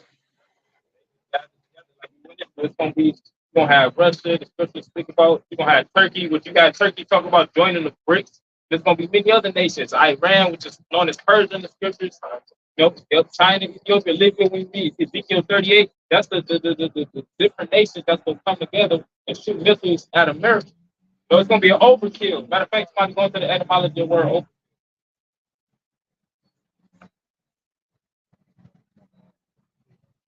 It's the online etymology for the word overkill, capacity to kill in excess of what is required or wanted. Because those missiles, you got missiles, they don't need to shoot. It's a certain amount of missiles that they can shoot and destroy America. They still have plenty, abundance left. Guess what? The Lord gonna have all of this. He said, "Be ye," he said, "Bend the bow and spare not," in the arrow representing Jeremiah. So it's gonna be. It says capacity to kill in excess of what is required or wanted. In excess, meaning to go over what is required. It's only a certain amount of missiles to take to destroy America, but they're gonna overpass that. Why? Because the Lord got the spirit on his so. And it also says originally in reference to nuclear arsenals. In reference to nuclear arsenal. So when the word overkill was brought about, they were speaking in terms of the nuclear destruction. Why? Because they knew the capabilities that the missiles hold. And also, the Lord ultimately had put it on their spirits to understand, okay, this is eventually going to happen to America. That's why the spirit was on the lease, which is fulfillment of prophecy, to get them bunkers over there in Europe and wherever else they may have bunkers, because they know it's going to be an overkill on America. That's why they said, I have came to destroy your world. Robert J. Oppenheimer. That was the German scientist that was used to come up with the first nuke. So he was the original Smith that created that blew the coals in the fire, like the brother quoted Isaiah 54:16. That was his quote, that I am become death, destroyer of the world. But he understood that those missiles would be the end of Esau Edom's world. It says, finishing out Isaiah 13:4, it says, the Lord of hosts mustereth the host of the battle. Muster means to gather, also to a point. So it's the Lord that's gathering the missiles in his army. It's the Lord that's gathering the troops over there in what they call the Middle East. It's the Lord that's even gathering the elect, okay, which is like an until army. The Lord is in control of everything. Jeremiah chapter 50. I'm gonna try to breeze through it, but I'm gonna start at 22. Jeremiah 50:22, it says, "The sound of battle is in the land, and of great destruction." We're blowing the sound. The time right now is not to dance, it's the time of mourning. It's not to sing. Well, the elect is singing the songs of praise, but for the land, it's a sound of battle. It's a sound of war, death, and destruction, and crime. Right. That lady gonna come up here talking about you're intimidated. Bitch, you should be intimidated, man. Look at what we're talking about. Look at what's going on in the world, man. Look at the spirit this devil Esau is in, first and foremost. But that's what the the narrative is this: Esau versus Jacob. Everybody else is just extras in the movie, man. And they're helping contribute to the prophecies. But the main two focus is Esau and Jacob, man. Jacob being the target and Esau being the prey or the predator. It says, Jeremiah 50:2, it says, a sound of battle is in the land and of great destruction. It says, how is the hammer of the whole earth cut asunder and broken, which he forced his ways on the world? A hammer beats things into submission, and everything else was the nails, and a nail fastened things together, and it holds it together. So the hammer, which is Esau Edom, his policies, his philosophies, his doctrines, his way of life, he smashed it into the minds of the people, and it held this system together for a period of time. But the brothers read in Revelation 13, he didn't read it, but it said all the world wondered after the beast and said he was able to make war with them. You know, because it's like it's if say 10 hills got beat into submission, and 11th one, and they looking at him like, yeah, we can stop this happening. But now that the hammer has been stopped, it's like, how has it? What's again, brother? It says, how is the hammer of the whole earth cut asunder and broken? It said, how is the hammer of the whole earth cut asunder and broken? How did this happen? They were so mighty. America was so mighty. Like you said, forcing their ways on dropping bombs on people. Yep. Because I have. Oh, you about to say something? Because if y'all remember, like on what's that movie? Avengers, when Thor, his hammer got broken, he lost his power. He couldn't use his power and shit. So that's the representation of his power that you know what I'm saying? So Esau, his hammer is about to get broken in half. So he ain't gonna be able to display his power no more. Because remember, he was blessed with the sword. That was his power. You know, until you in First Maccabees that the earth was quiet before him. I'm talking about Alexander the Great, when he went conquering, you know, the known world at the time. The earth was quiet because he used his hammer, his sword, to do so. But now the Lord is going to cut his hammer in half. Remember, who cut his hammer? If y'all remember, who cut his hammer? Who broke his hammer?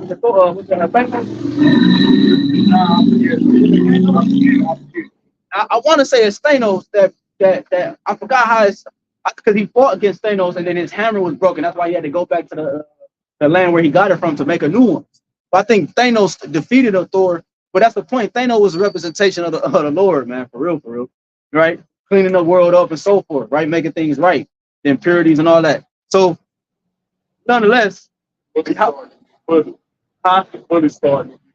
course, we keep reading. So like, I'm gonna make a quick statement that said, how is the whole hammer cut asunder? How is the hammer of the whole earth cut asunder and broken? Right. So that means whoever did that to the hammer of the earth will receive high glory and praise. That's why Yahawah had to be the one to do it. Because, like, goddamn, who brought this nigga down?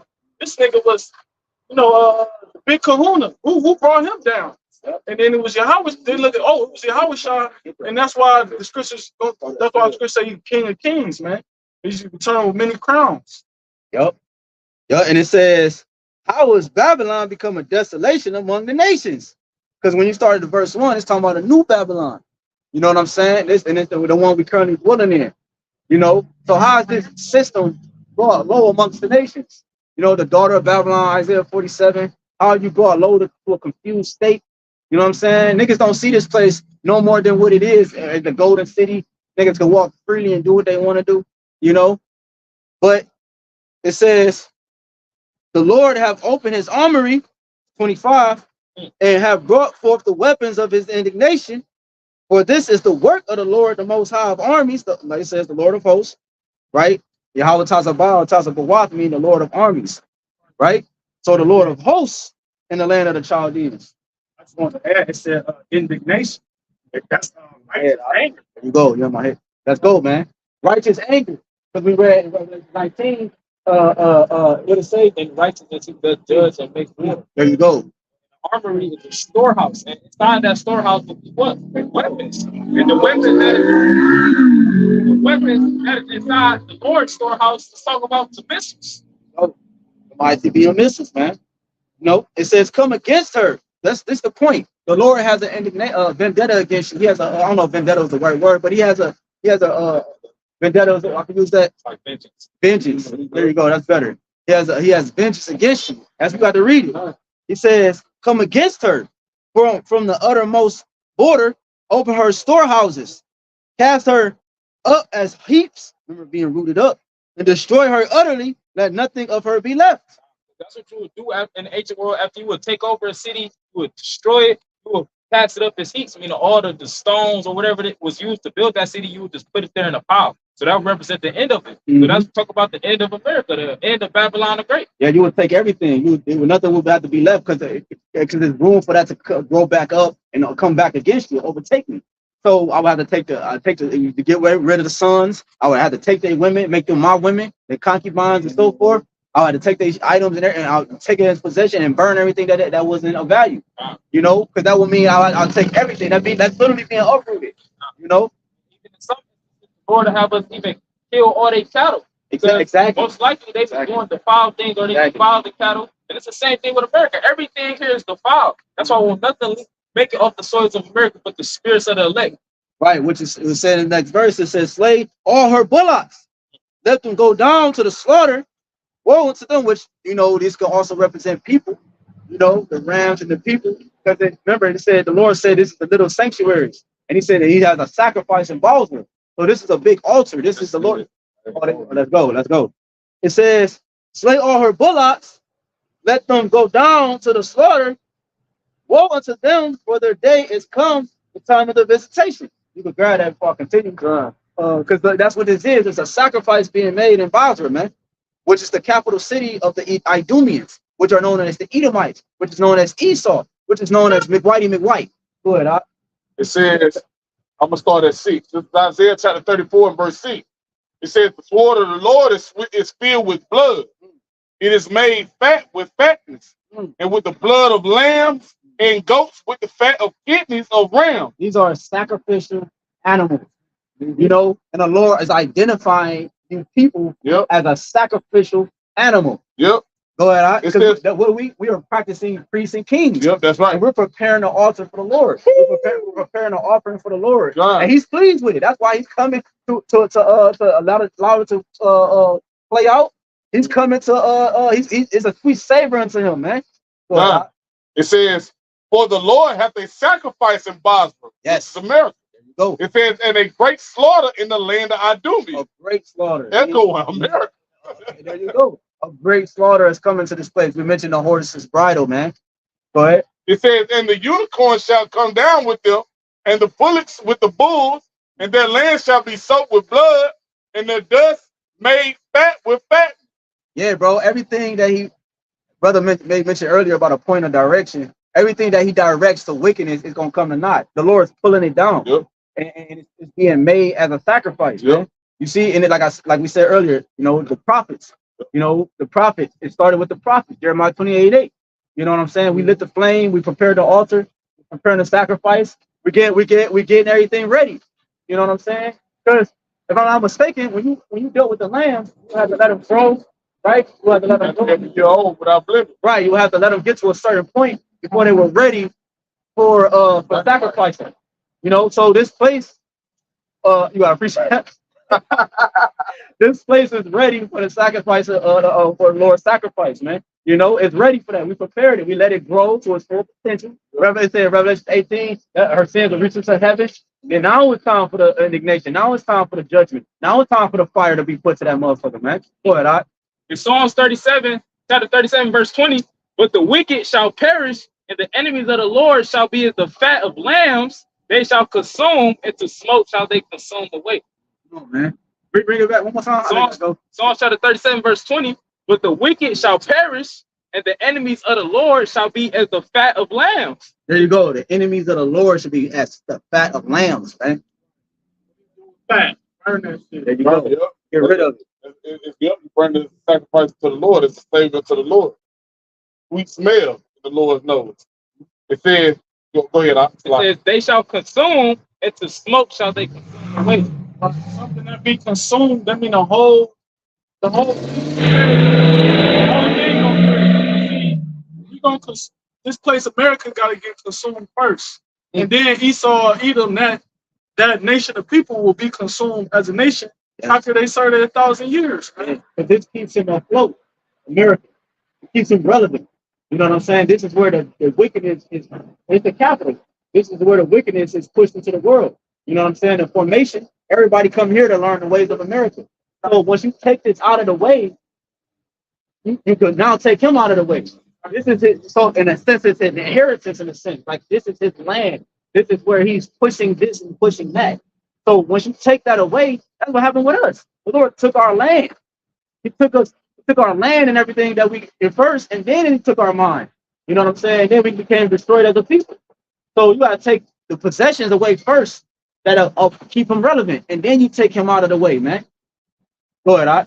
This is Isaiah 34, Shalom, Mark. This is Isaiah 34 and verse 8. It says, for it is the day of the Lord's vengeance. It's the day of the Lord's vengeance, not hell. The Lord not gonna take you out of hell and bring you to this day. This is the great day that the Bible speaks about. It says, in the year of recompenses for the controversy of Zion. Yeah, because there's a controversy against us. Because you called us anything else but our God-given nationality. If it's no, you can, but if it's more, no. I mean, if it's more, yeah. If it's not, you can drop it. We just talking about what America. Okay, yeah. Like if it's more, go ahead. I wanna finish this too. All right. This is Isaiah 34 and 9. It says, and the streets thereof shall be turned into pits, and the dust thereof into brimstone, and the land thereof shall become burning pitch. Right, it's gonna be tar. They're desolate, like because I was you've been in my head all day. That word desolate we had brought out earlier, meaning what?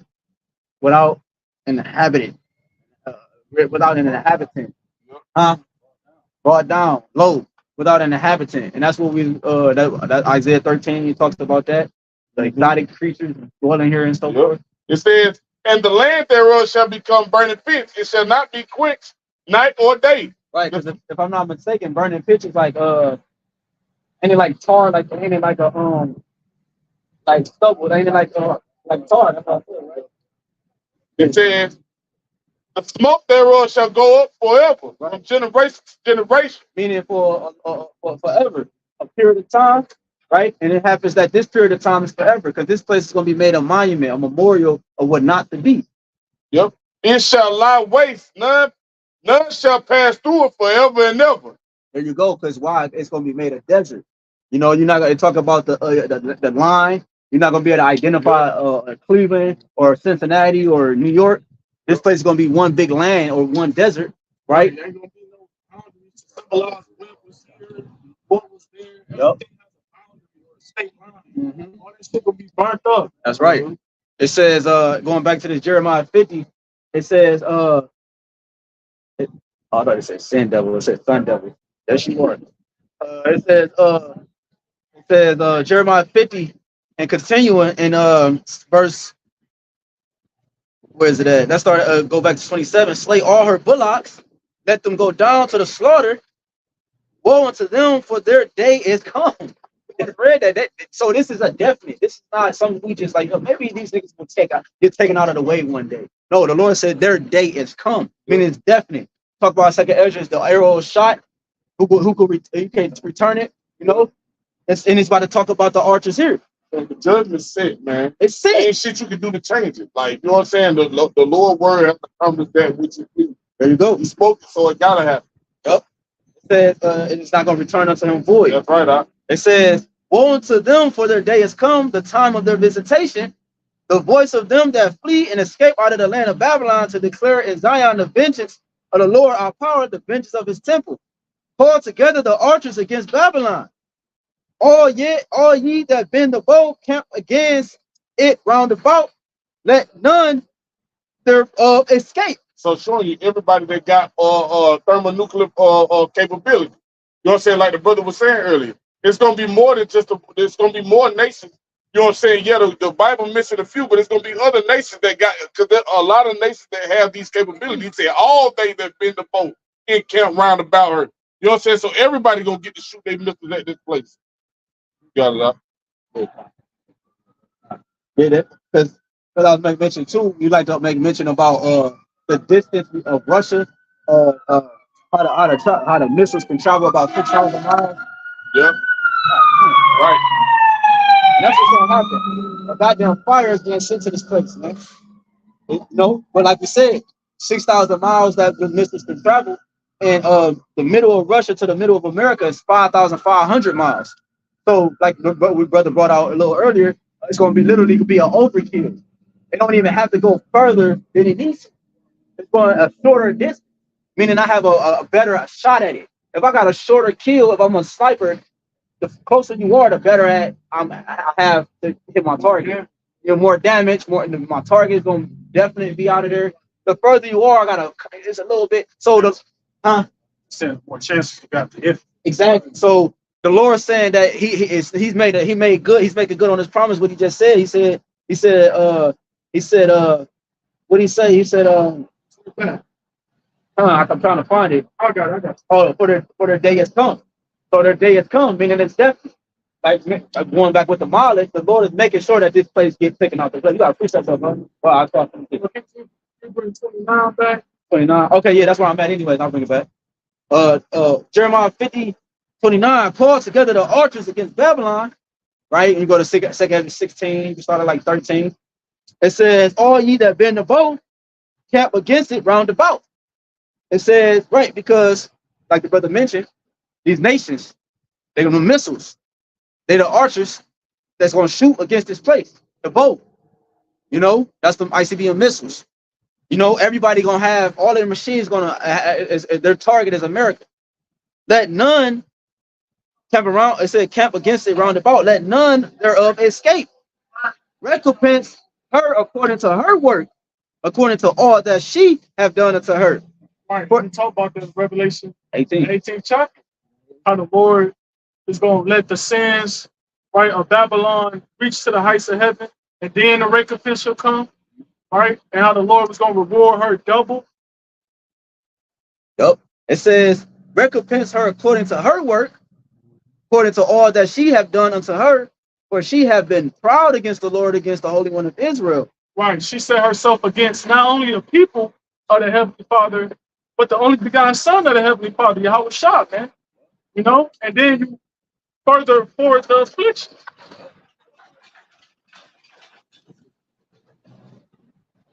Zephaniah 3:8.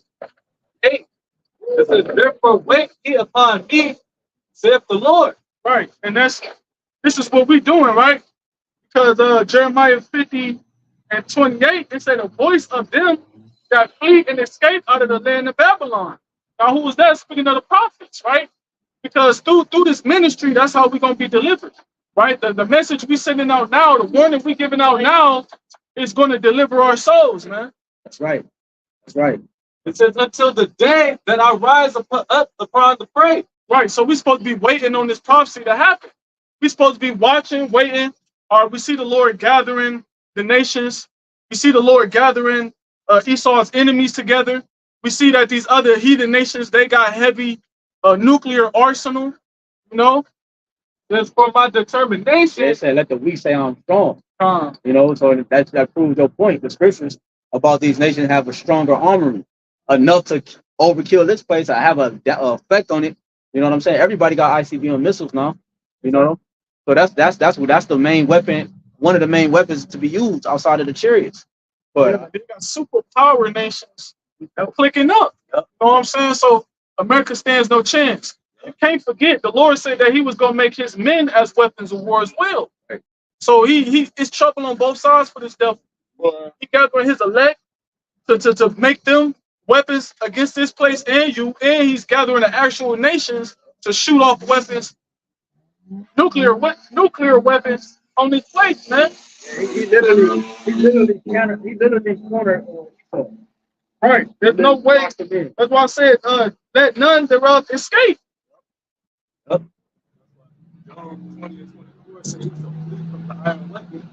The book. Bring it out, bro. It's the book of Job, chapter 20. Break it down. And I'm sorry, 23. At 24, he shall flee from the iron weapon, and the bow of steel shall strike him through. Don't wait for Esau to escape. But the death is talk about him or not. You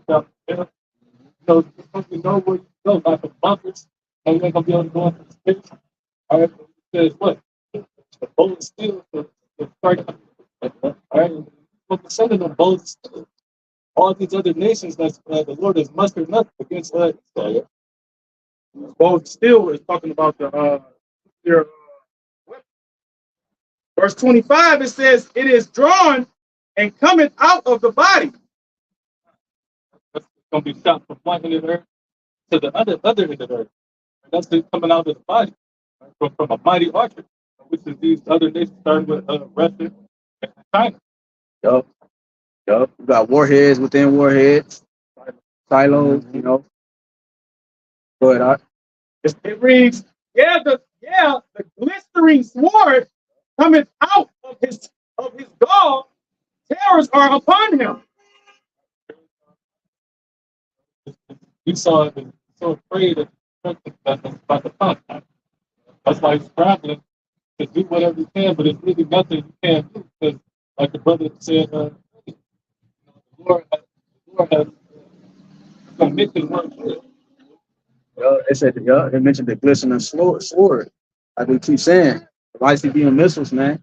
You know, the missiles, but That word glitter, it goes into shiny, bright, in the spirit. to shine. Because it's what they call it a star. The stars falling like it's you know, it look like a star falling. So it's just a glistening sword, it's a sparkling something that's lit up in the sky. Swords shine off the elements of the light hitting it. You know what I'm saying? So it's gonna literally be like swords falling from the sky, man. What Got it on there? no, check your ass. It's that y'all did. It says, Zephaniah 3:8. It says, therefore wait ye upon me, saith the Lord, until the day that I rise up to the prey. That's literally us waiting on Yahawah's coming. You know, everything that we've been taught, we're supposed to continue in that and grow until Yahawah come back. It says, for my determination is to gather the nations, that I may assemble the kingdoms to pour upon them my indignation. So the Lord is determined in doing this. All right, which proves that he's not going to slack in doing it. The Lord said his determination is to gather the nation. The nation is being gathered, right? And what else to say after gather the nation? What else? It says, even all my fierce anger, for all the earth to be devoured with the fire of my jealousy. Right. So the Lord's going to pour his indignation upon these nations that's going to be gathered, man. And guess what? To bring the shit full circle, to bring the topic full circle, 2/3 of you niggas gonna be caught up in that, man. Right? 2/3 of you niggas that join hand in hand and lead with Esau, right, in his military, in his navy, in his fucking Air Force and all that, y'all gonna get caught up in this judgment, man. It's all the bullshit. Right. They mentioned the jealousy of, I said, what do you say, the jealousy, that's the last part. You ain't got it, you got it. Zephaniah 3:8 at the moon. It says, that I may assemble the kingdoms to pour upon them my indignation, even all my fierce anger, for all the earth shall be devoured with the fire of my jealousy. Yeah, the fire of my jealousy, man. It talks, you know, man is jealous over his woman. You know what I'm saying? And when you got his woman in possession, so the Lord gotta come do damage, man. He's rescuing his woman. You know, the fire of his jealousy, you know, is his woman being in captivity, his woman being held by another man against her will. You know what I'm saying? And then you gotta remember, when the Lord come back, the majority of his people gonna be hipped up, man. Mm-hmm. Which means what? They've been married to Esau. They literally transferred to become subservient to this devil. Yeah, to the covenant with the devil. Right? You got it. You got to see. Yeah, this Revelation chapter 8, verse 10. Yeah, verse 10. It says, and the third angel sounded, and there fell a great star from heaven, burning as it were a lamp, and it fell upon the third part of the rivers and upon the fountains of waters. Right. See, it's like that brother was saying, that great star that fell is what? It's talking about those nuclear missiles. And it's going to fall from heaven. Why? Because it's going to travel from one part of the earth into a whole different other part of the earth, which means it's going to exit this atmosphere and re-enter back into this atmosphere to actually hit its target, man. Yep. It says, the sword, like you said, uh-huh. Thor. Right, because it say it burning as it were a lamp, and it fell upon the third part of the rivers. And that third part of the rivers talking about Esau and Edom, man. Started with the top elite people of Esau and Edom, man. Them being that third part of man, the son of the wicked. Yeah, and he said the third part because it's going to hit everything that he hold in possession. The third part of this is America. It would be considered the third part. You know what I'm saying? Or and so forth. The third part of man, like you mentioned, it's his extension of anything that he upholds to himself. So all that's going to get hit. You know what I'm saying? Go ahead, It says, and upon the fountains of waters. Speaking about the other nations. Verse 11, and the name of the star is called wormwood. And the third part of the waters became wormwood, and many men of the waters, and many men died of the waters because they were made bitter. Right. Showing you that America is another, like we just said, is an extension of him. Right? So this place, America means, you said it. Go ahead. Raw and bitter, bitter land. America means a bitter land.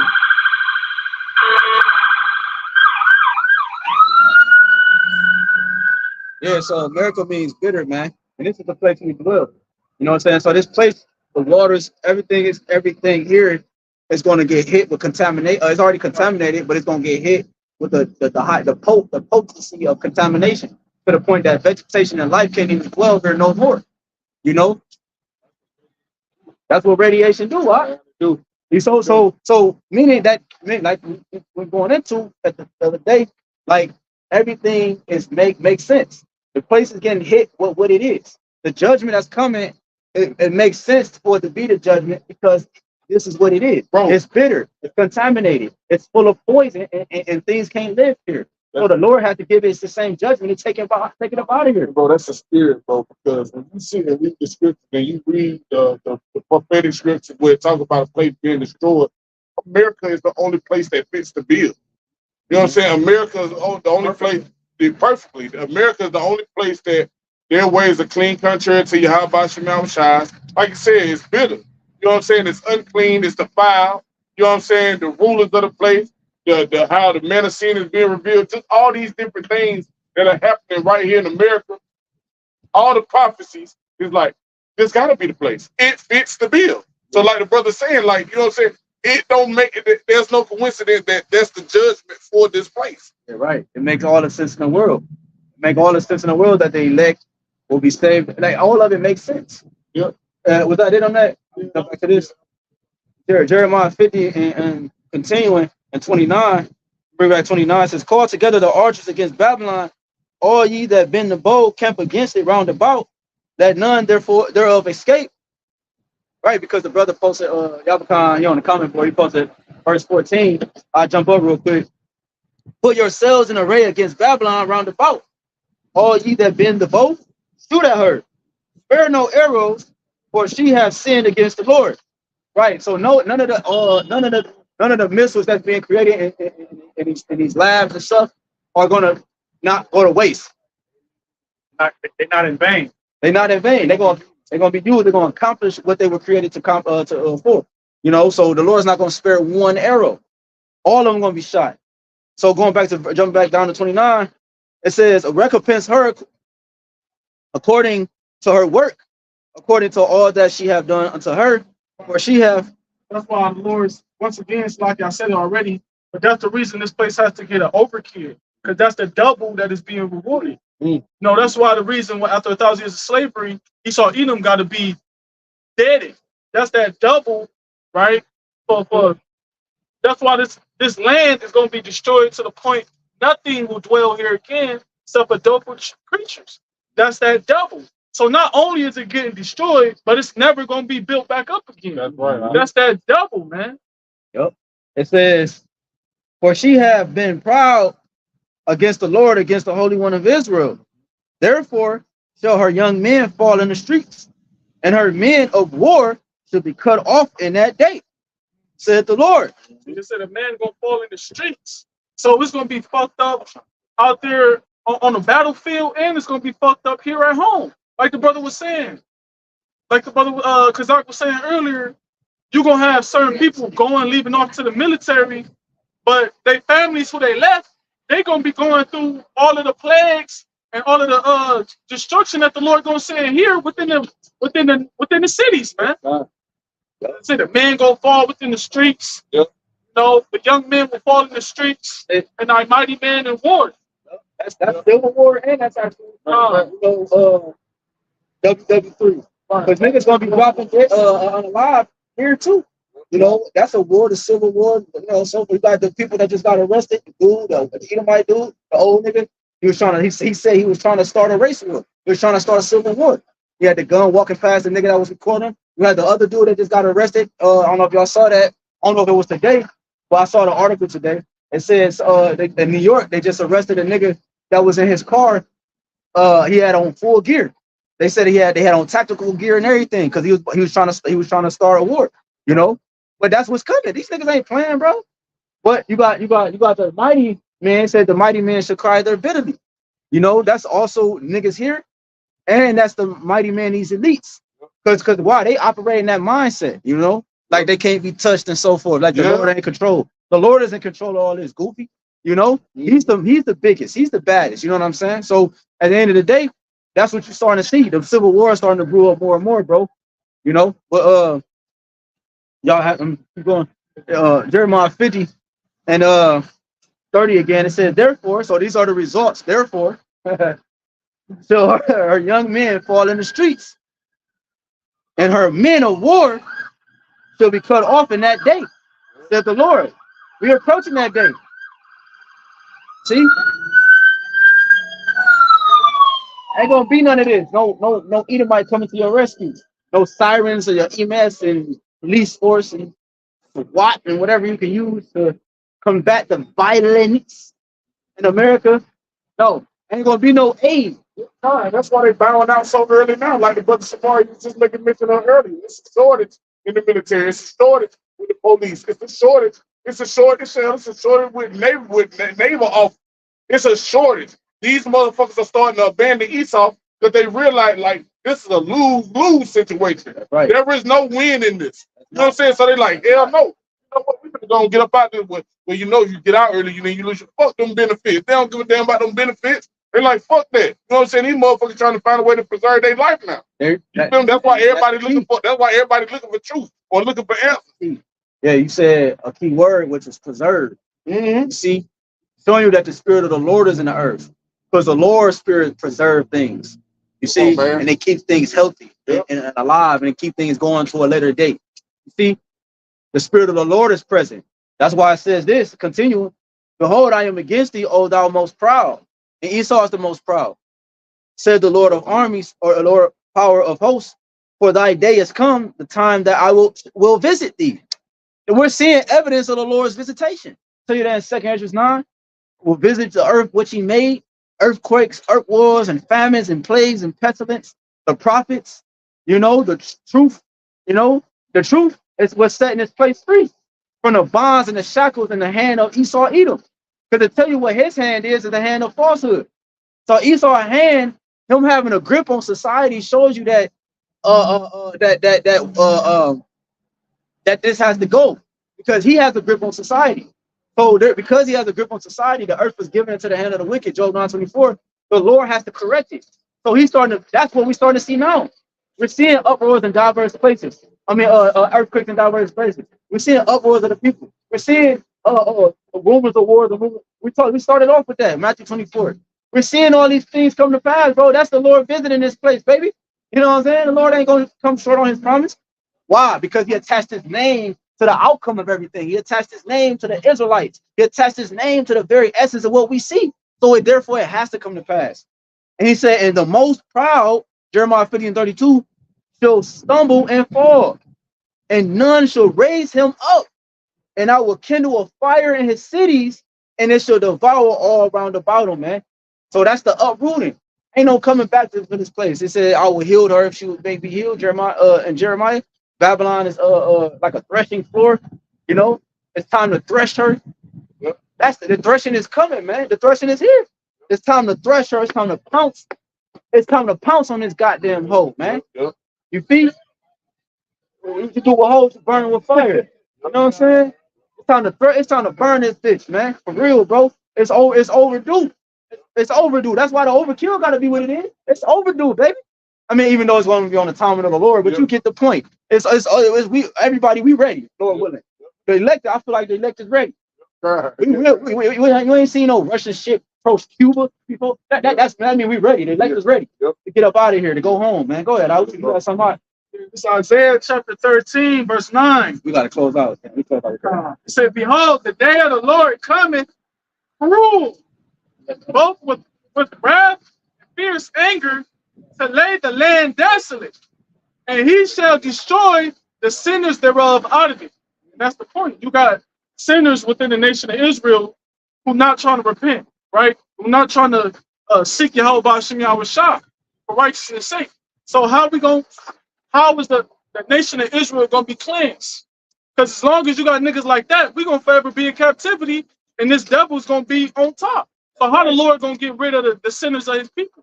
By bringing these plagues. It's gonna be it's like the Lord gonna kill two birds with one stone. He's gonna bring down Esau and 2/3 of his people that have joined with this devil. Because it's the same mind. Same mind. But that mind gotta go. So if you uphold that mind, you gotta go. You know what I'm saying? You gotta go too. Yahawashi said him out his own mouth, man. Two things he said. He said, I saw Satan falling as lightning. And he also said, you are of your father the devil, and his works you will do. So anything that pertains to the mind of an Edomite has to go. It has to go. It has to go because it corrupts things. It's a parasite. It's thorns and thistles in a vineyard. It's a long disease, and it has to be cut off. It's spreading. Go ahead, Isaiah 13:10. For the stars of heaven and the constellations thereof shall not give their light. Ooh. This man's knowledge and system that portrays his mind is not going to give its light anymore. It's going to be put out to the point that nobody's going to be able to run to him for answers. Now they got no choice but to run to the prophets. But even then, the prophets going to be not in your reach no more. You see, because it's something that's a spirit. I even said that because I wasn't even thinking about it. But yeah, earlier today I saw a truck ride past that said out of reach. You know, so the prophet's going to be out of reach. You know, why are we going to be out of reach? Because the Lord is going to be out of reach. We work for YAHWASHI. Once he shut operation down, that's over with. It says the sun shall be darkened in his glory. It's literal. That's like literal. The darkness going to be in the skies. Just like an example of that was over. They have it was a war going on over there in the Middle East. I remember I did a lesson on it some years ago, and it literally, bro, everything was dark. You didn't see no school buses. You didn't see nothing. The skies was dark. So that's gonna be literal, and that's symbolic for his knowledge and wisdom, man. His knowledge that he portrayed on his mind that he pushed. You know, it's gonna be darkened by the clouds, smoke of the warheads, and you know, and the things blowing up and so forth. Go, you got it, huh? It says, the sun shall be darkened in his going forth. Yeah. And the moon shall not cause her light to shine. Yeah. Right, like the brother was saying, all of Esau's witchcraft, him being able to have access to the left-hand spirit, all his technology is going to be put out. And the actual ordinances of the sky is going to be darkened from the chariots and the missiles, man. It says, verse 12, no, Salakia, verse 11, and I will punish the world for their evil. Why? Because the world gotta get punished. Esau's world, because you know the whole world not gonna get, some areas not gonna get touched. Remember, we mentioned about the third part. Esau, that's why where they dwell out over there in Jerusalem, that gotta get touched too, because they dwell there too. So anywhere Edomite is gonna get touched. It said, read that part again, all right? Yeah, it says verse 11, Isaiah 13 chapter, and I will punish the world for their evil. Yeah, man, because the world's given into the hand of the wicked. The whole world thinks like an Edomite, and he said he destroyed the earth. So it gotta get touched. The Lord, that's what he's saying. The Lord, why? Because the animals, goddamn, everything around us has a vibration of an Edomite on it. Everything is corrupt. So it has to get touched. It has to get touched to some degree. That's why I tell you in the scriptures that it looked like the Lord was angry with the whole earth. Because why? Spread up for me, real quick. You know, is it Zechariah, Zephaniah, or one of those? One of the good, huh? It says, verse 11, Isaiah 13 chapter, I will punish the world for their evil and the wicked for their iniquity. And I will cause the arrogancy of the proud to cease. And I will lay low the haughtiness of the terrible. Right, in which, the wicked being Esau, Edom, but also he have, like the brother said, he quoted, 2/3 of our people have adopted the same mind as this devil Esau, Edom. So they've been what? They've been gathered together with the wicked, man. It says so they gonna serve their punishment just like Esau gonna serve his punishment. For the iniquity, which iniquity is sin on top of sin. It says, and I will cause the arrogancy of the proud to cease. And how's the Lord gonna do that? By troubling the cities. 2nd Ezra 8 and 50, man. The Lord's gonna trouble the cities, right? He's gonna take away all the daintiness, everything that people boast in, which makes them proud. The Lord's gonna take it all away. So you're no longer gonna have nothing to be proud about, man. It says, verse 12, I will make a man more precious than fine gold, even a man in the golden wedge of fear. This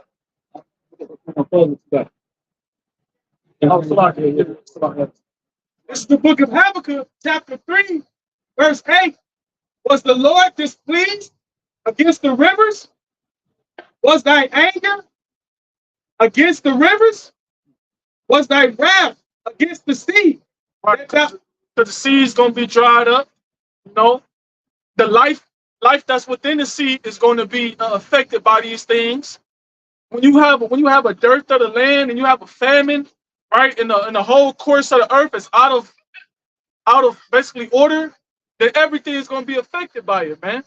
Okay, that's why the scriptures say, Lord, was you mad at the waters? Right. Was you mad at the fishes and the life that was in the waters? Right. Because everything is going to be devastated. Everything is going to be affected by what the Lord do. Man. Yeah, the earth shall rock to and fro like a drunkard. You know what I'm saying? From the might that the Lord is about to bring, man. That's the Lord punishing the world for its evil and the wicked for their iniquity. It says that thou didst ride upon thine horse and thine chariots of salvation. God, we read earlier about that white horse, that pure horse, meaning he coming with pure power. It can't get no more powerful than what the Lord is bringing. So I ain't seen power until the Lord come, man. ICBM missiles are it's a tad smidget of the Lord's power, because Is that it? Yeah. Okay, yeah, Con. So yeah, go ahead. Isaiah 13 and 12, I will make a man more precious than fine gold, even a man than the golden wedge of Ophir. Ain't no any man. That's a man that's been out here laboring. That's a man that's about you outside in our righteous sincerity and following after the ways of the scriptures that we find in the scripture, not the ones that walk as natural brute beasts in the course of the ways of the world, walking in according to the flesh. You know what I'm saying? Because it tell you in Sirach 34,